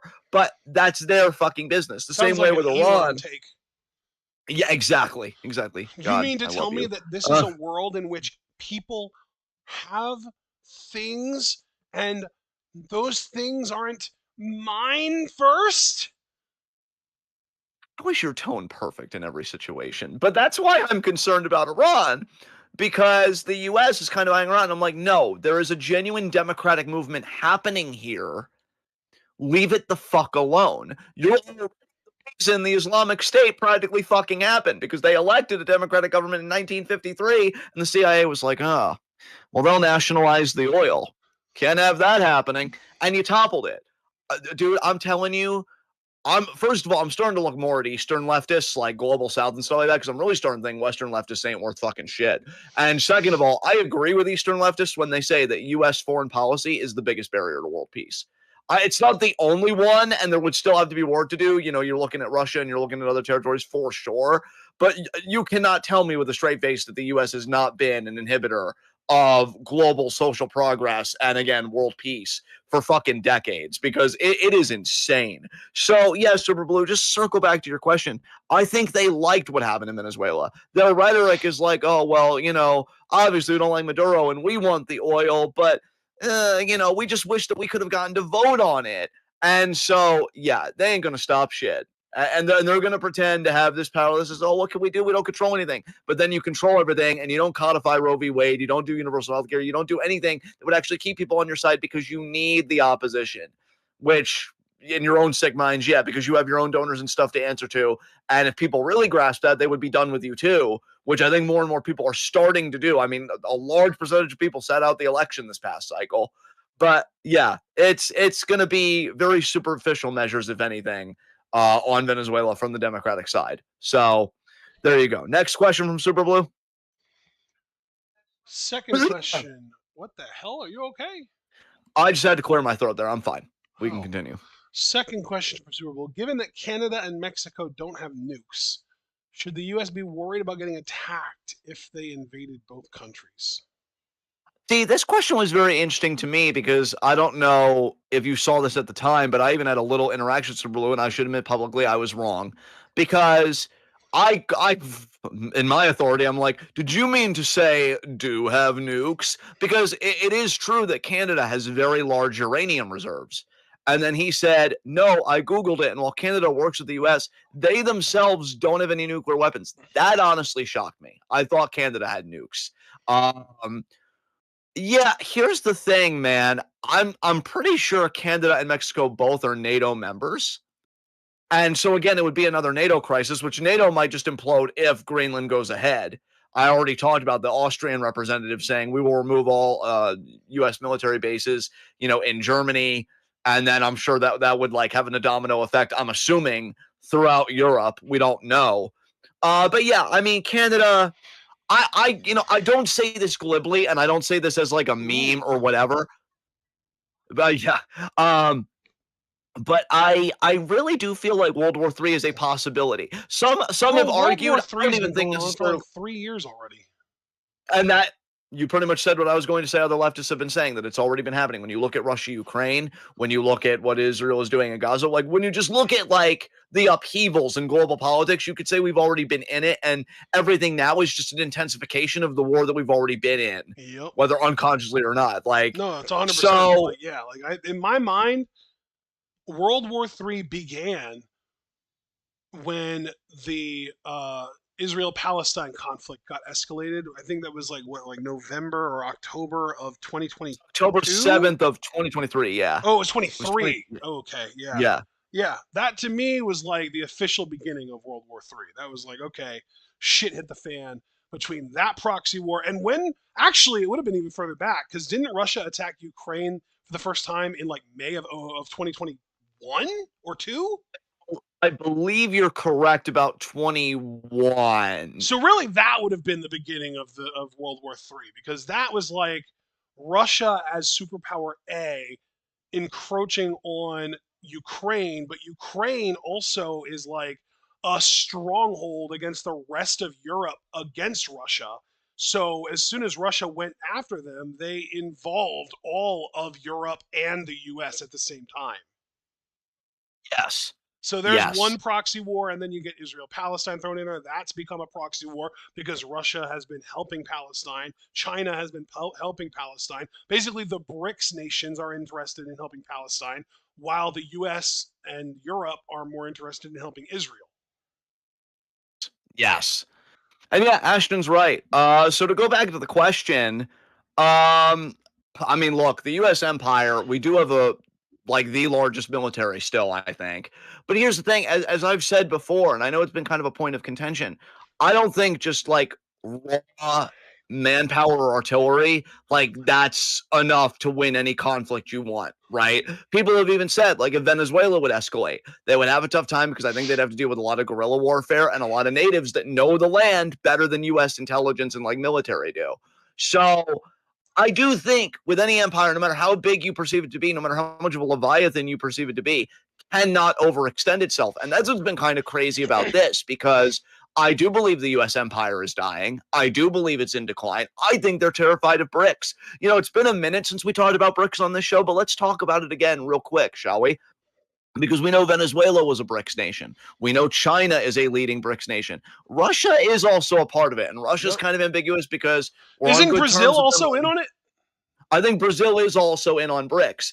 And look, I'm going to be honest. Is every nation that's a part of it my friend? I don't really care for Putin's Russia. Although, funny thing about that, people say that if Putin was ever disposed of by the Russian people, the Russian dynamic with the U.S. would fundamentally change, because apparently Russians, if it's to be believed, really want nothing to do with the U.S. And to be quite honest, I respect that. Like, I get it. Like, I'm not gonna be like, oh, what? Why? Because there is a deep offense that we took in Nazis after World War II with like Project Paperclip and shit, because the Soviets killed a shit ton of fucking Nazis to the point where when one region, and I wish I could remember what it was, tried to do a Victims of Communism memorial, it had to be canceled because all the names on it are taken down, because all the names on it, or not all the names, but a lot of the names, like most of the names, were Nazis. Yeah. So that was very telling. That was very telling. So yeah, Putin might be the best thing for the U.S. because, you know, he's, I guess, more favorable to us and is able to manipulate Trump because I he's do just just want to addled with issue a quick Alzheimer's. correction here. Venezuela was not a member of BRICS. Interesting. Andrew, but I So know I, that I they should wanted to be list allied off, with. I do want to list off the nations that are Brazil, China, and Russia we already got, but also Egypt, Ethiopia, India, which is a big one, Indonesia, Iran is another big one, South Africa, and the United Arab Emirates. Yes. And see, Brazil is an ally of Venezuela. I also think So even just South Africa is interesting because the Trump regime was trying to go after them, saying that they were like doing like white people slavery or some shit. yeah, Nigeria, I think, specifically got targeted because Oh, they was it? recently voted to. Yeah, it I was thought it was South Nigeria. Africa. That's my bad. No, no, no. Yeah, Nigeria was the target because they voted recently to nationalize their oil. And of course you can't have that, Well, they right? are not in BRICS, so So even still though, I think they are worried about BRICS, the US. They want to reassert global, power and influence, what we would call, hegemony in the region. Yeah. And I do think BRICS scares them because here's the thing. If you don't want it to come to a bloody military conflict, trade is the next best thing to fuck somebody over with. And if you start trading outside the US dollar, our economy, if the AI bubble doesn't already take care of it, just done. I know I have Chris Bond, so I made an exploding sound effect. Because trading outside the US dollar, the de-dollarization of the global economy Yeah. would have massive repercussions. And honestly, and again, this is the part of me that I don't necessarily call it accelerationist. You could almost call it a narco-nihilist. I want it to happen because I'm really getting to a point where if you want to know how tired I am of this shit, I really do believe that if we're not just going to do revolution outright and have a change in political infrastructure, then U.S. empire just needs to die. Like it does. Like it is an existential threat to the fucking planet. And I think de-dollarization is a huge way to fucking do that because then a lot of the oligarchs lose their influence. A lot of just the money and what it does loses its fucking influence. So that's why I'm rooting for the BRICS project, even if I'm not a fan of every nation in BRICS. And yeah, I'm telling you guys, if you're into international politics like me, which I think you guys have known that about me from pretty much the jump since we started getting more political on this show. Yep. You're seeing seismic shifts in the geopolitical landscape. It is horrifying, yes, but I'm always 100% honest with you guys. There's also a part of it that's exciting. If Iran, for example, can overthrow the Islamic State and stave off the monarchists and establish an actual democracy, that's fucking exciting. The US empire weakening. I wish it wasn't being so violent in its weakening, but you can tell that it's showing signs of being wounded, that's exciting. God, I wish I could say better things were happening in Israel. The only comfort I take is that they've committed their own suicide pretty much internationally and economically with this genocide.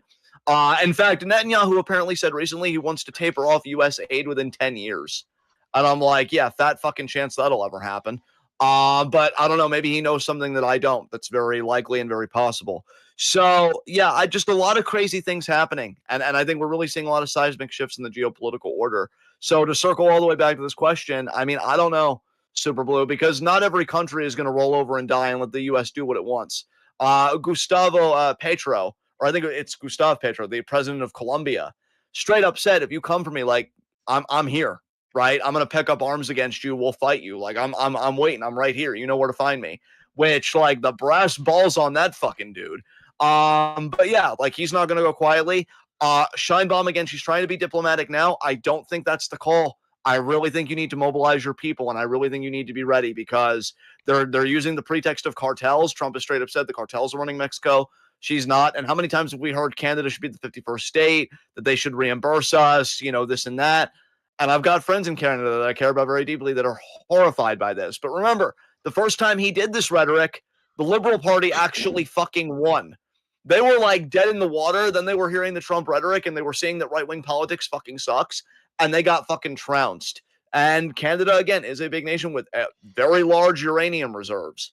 So you don't want to fuck too much with people. And really, I think what we're seeing in the long term with Canada, Mexico, Greenland, is just the collapse of NATO. NATO is like an idea and a project. I think it's fucking cooked after this second term, if not beyond, because we know dictators don't leave, at least not quietly. So yeah, I think NATO as a project is more or less finished. If the U.S. does this specifically, if it's reined in, you keep it going. I don't know, indefinitely. I guess I don't fucking know. But if these provocations continue, yeah, I don't know how you have a NATO when one of the defining member states is doing all this shit. So yeah, I think everybody should be worried about the U.S. And should the U.S. be worried about any retorts? Yeah, sure, but I just don't know how effective they'd be. I mean, only time will tell on that. So that's all I got for that. You want to move on to Super Blue's third question? Yes, let's please.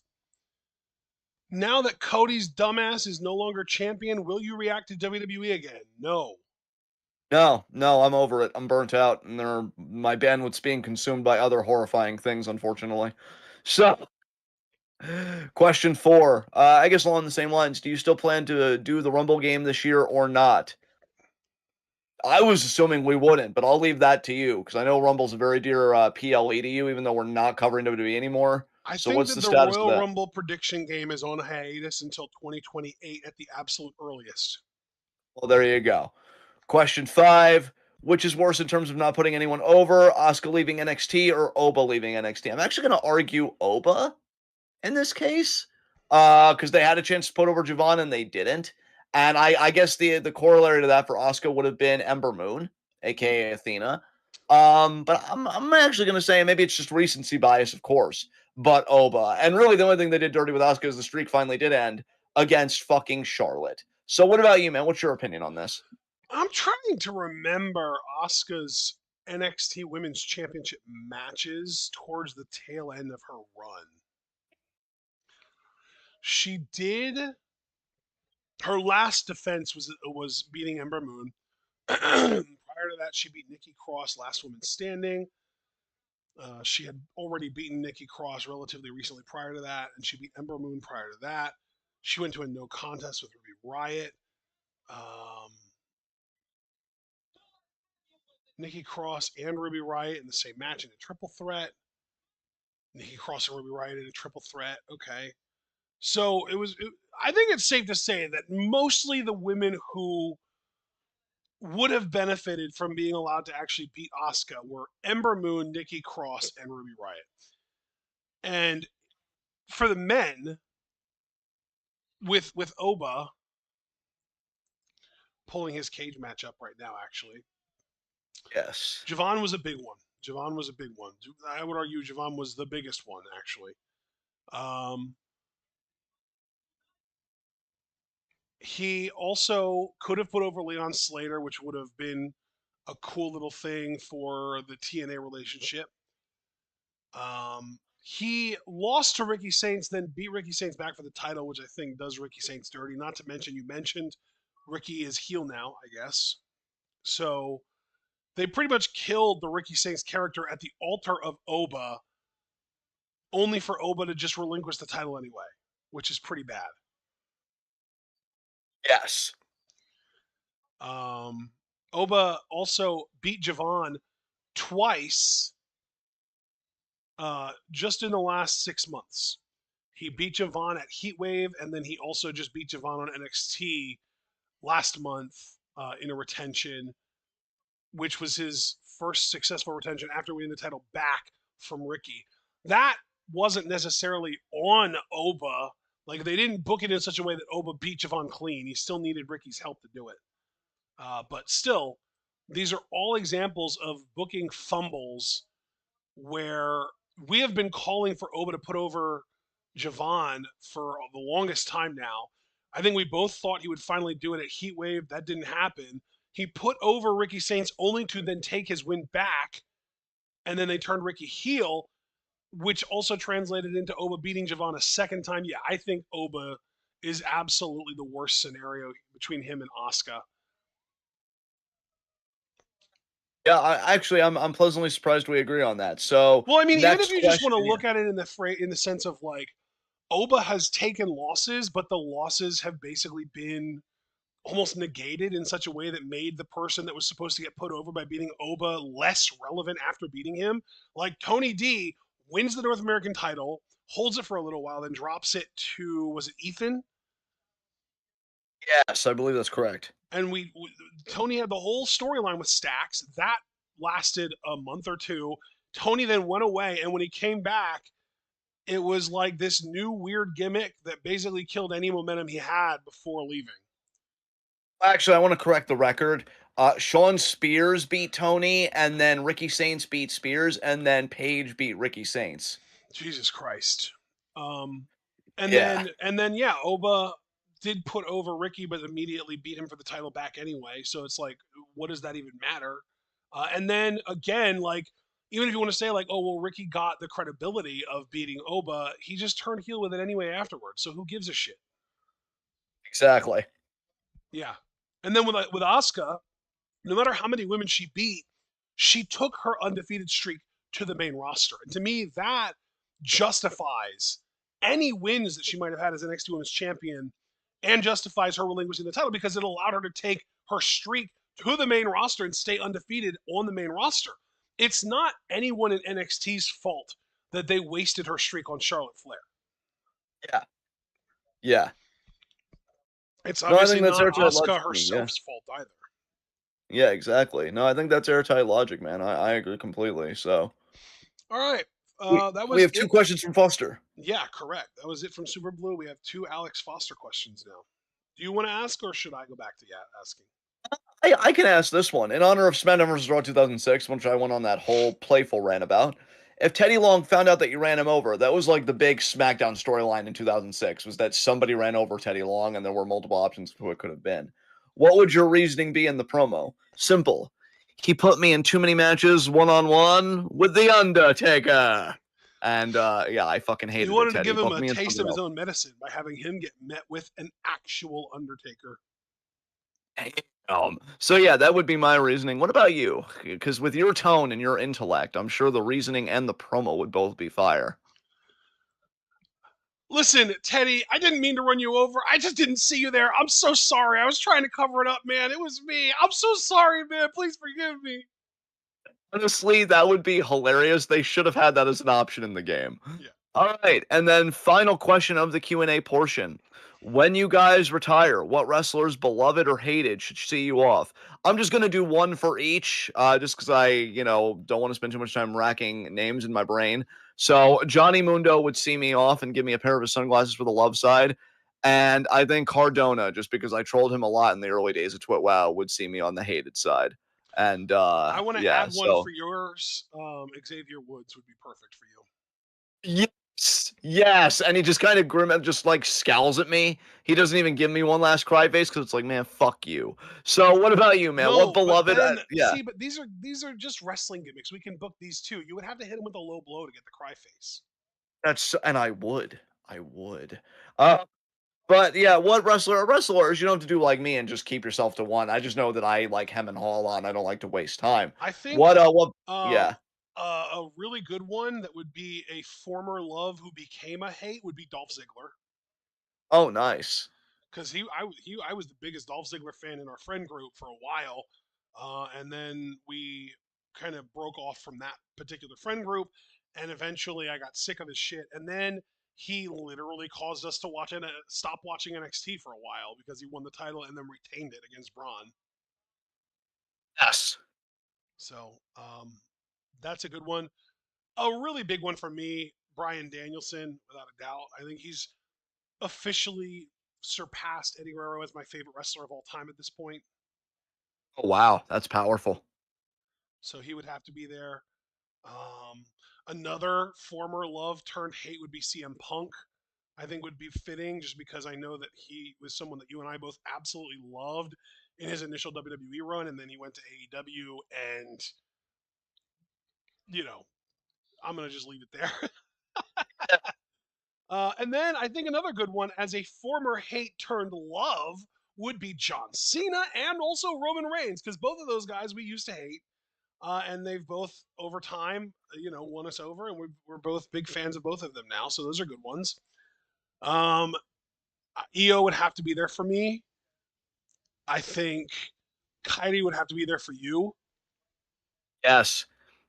Um, I don't know if he can even still work or walk, but Mil Muertes for me would be a good one. Yes. Since you've got Johnny Mundo, I'll take Mil.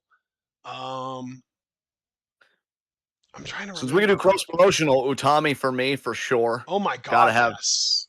gotta have my Red Queen in there. Hell yeah, absolutely, yeah. I think I'm gonna Super stop Blue. there so that I don't him and haw. Super Blue said, "What about LA Knight?" I'm glad you brought him up. Because I do hate his face, but I want him to know how unimportant he is. That even my hatred doesn't regard him as much of anything. So he could just stay his ass home, play with that stick up his ass.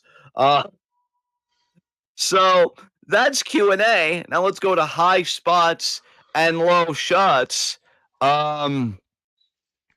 You know what? Just because politics are so volatile right now, I will go for a wrestling thing with my low shot, and I will say Thea Hale is my low shot. I don't think she was ever really meant to be Women's North American Champion. I am in the camp that thinks that was just an actual botch that they called an audible on and just tried to work with it. And now she lost her title to a far superior competitor in Izzy Dame. So Thea Hale is my low shot. I like that. I like that. I am going to be far more petty with my low shot and say Cody Rhodes. Ha ha ha ha! Ha, fuck you. You are perfect to me. Never Back at change. you, bud. And back at you on that too, bud. And so for high spot, I don't want to bring the mood down, but I do want to be honest where I'm feeling about going. That my honorary high spot is the Iranian people. They are fighting an internet blackout. They are fighting the Islamic State. There is a lot up for grabs in one of the oldest civilizations in human fucking history. Because remember, Iran used to be Persia. And in fact, there are still some Iranians that wish it was still called Persia. I don't know, though, if they're like conservatives or what. But, a very rich civilization with a lot of history. Amazing fucking people. Because we always say a government is not its people, right? And they're fighting for a democracy. There are other factions that concern me, but they're out there fighting. Again, I saw a badass video of a woman, and we know how women are treated in theocracies. No burqa, no anything. Lighting a cigarette with the burning photo of the head of the Islamic State, that goes fucking hard. So my honorary high spot goes to them. I don't know what's happening over there right now. I'm trying to educate myself the best I can, but I just know solidarity with the democratic faction of Iran. Solidarity with those people. My actual high spot, though, feel myself getting emotional here a little bit. It's going to be the people of Minneapolis and just Minnesota and just everybody just protesting and organizing. But I want to focus on Minnesota specifically. The idea that they have had schools terrorized, the idea that they had one of their own just straight up murdered in cold blood, which again is not an unfamiliar experience if you're a black person or just a non-white person generally in this country. And that's why we need to understand the interconnectedness of all forms of state sanctioned violence and oppression, because it is all interconnected to serve a ruling class that couldn't give a fucking shit if we lived or died, although that's increasingly becoming untrue because they would prefer if we would just die. And Minnesotans are not being intimidated. They are not being cowered, into hiding. They are still protesting. They are still coming out. They are still doing mutual aid, checking on their neighbors, patrolling streets for ICE, getting children the resources they need because they can't go to school, again, because of the terror of ICE. And solidarity isn't easy, and solidarity is more than a buzzword and a slogan. And Minnesota is showing that in their own way. And other communities for decades, including indigenous communities that are also huge disproportionate victims of state-sanctioned violence, whether police or otherwise, have known about community building and solidarity for decades. This is the fucking way forward. It is us. You can't vote your way out of this. I've had to deal with some liberal friends that just really seem to put all their eggs in the midterm basket. Am I saying not vote? That's not what I'm saying. No. Vote, harm reduction, if that's even still a thing anymore. I'm starting to think it's superfluous to even talk about that personally with these two parties, but that's just me. But if you feel voting is a comfort, do it. But also check on your neighbor, organize, do whatever. Minnesota's doing that, and they're my high spot because I'm not giving into the depression. I'm not giving into the fucking doomerism. Oh, well, it's over. It's fascism. Yeah, it's fucking fascism. Hasn't been the first time it's been here. Probably won't be the fucking last. But that also means it hasn't been the first time it's been resisted, and it won't be the last. So kudos to Minnesota. Rest in peace, Renee Good. Condolences to her wife and sympathies to her beautiful children and family. It shouldn't have happened. It shouldn't happen to anybody. Nobody should be murdered by the fucking state. And no, if you don't comply with law enforcement, that doesn't mean a forfeiture of life. Grow the fuck up and take the boot out of your mouth. So Minnesota is my high spot. Who is your high spot? I have several honorary high spots. Rattle them Um, off, King. the University of Indiana for absolutely destroying, just demolishing an Oregon Ducks team that they struggled to beat by 10 in the regular season. The Beautiful. University of Miami having a little bit of a Cinderella run right now in the college football playoffs. They just beat Ole Miss, who was ranked higher than them, in a very fun game with 4 lead changes in the fourth quarter. Speaking of teams that won games with 4 lead changes in the fourth quarter, the Chicago Bears pulled it off against the Green Bay Packers tonight. They actually pulled off the comeback. They were down 21-3 at one point, ended up winning. I believe the final score was 31-28. I could be wrong about that. They won.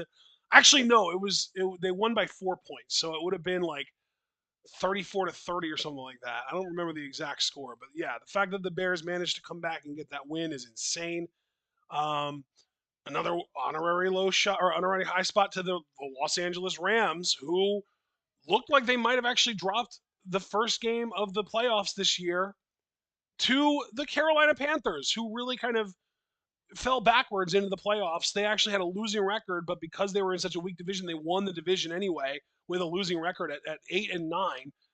And they almost managed to beat the Rams. They beat the Rams in the regular season, and they almost beat them again in the playoffs, but the Rams held on.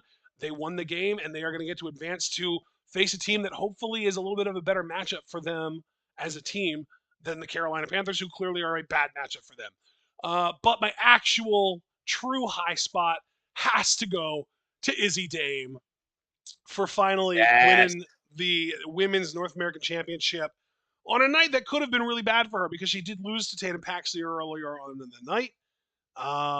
Yeah, congratulations to a very talented woman who I see nothing but even more accolades for in the future. Yeah, those were all really great high spots, and I gotta tell you, I'm really glad that TWitWoW doesn't have an HR department. Sorry, Carol, you would have been great, but Oh my you God! laughing at I have another honorary high spot to give to Yota Tsuji. He won the New Japan yes, World Title, IWGP. yes, yes, Huge. yeah. Your portion of that segment was fantastic, but I just gotta tell you, you laughing at Cody Rhodes' misfortune, really fucking hot. Listen, That man, was great. not only did Cody Rhodes just lose his most prized possession because a guy got out of a door before he could, but he also just made a new enemy in the motherfucking Samoan werewolf, Jacob Fatu. Good luck with that, chodester. Yeah, say what you will about Drew's heel, but he disrespected Cody's father the whole time, and he got away with it.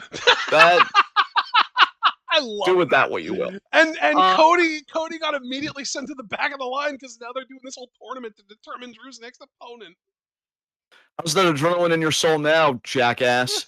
Anyway, um, all right, guys, I actually like this episode. This felt like a bit of a lighter one, even with all the heaviness going on. And so, yeah, just leave a like as you file out, subscribe with the bell icon notifications so you miss any of that too. Oh, goodness.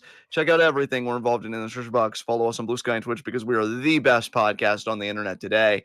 I'm John. That was my corner commentary action. Guys, enjoy the rest of your weekend, please. Enjoy football on Sunday. Yes, he did deserve it, Foster. Love you very much. You are also fucking perfect. And I gotta tell you, bro, I don't know when my next family day is gonna be, but I'm hoping we just do Mardi Gras this week so that we recatch up on that.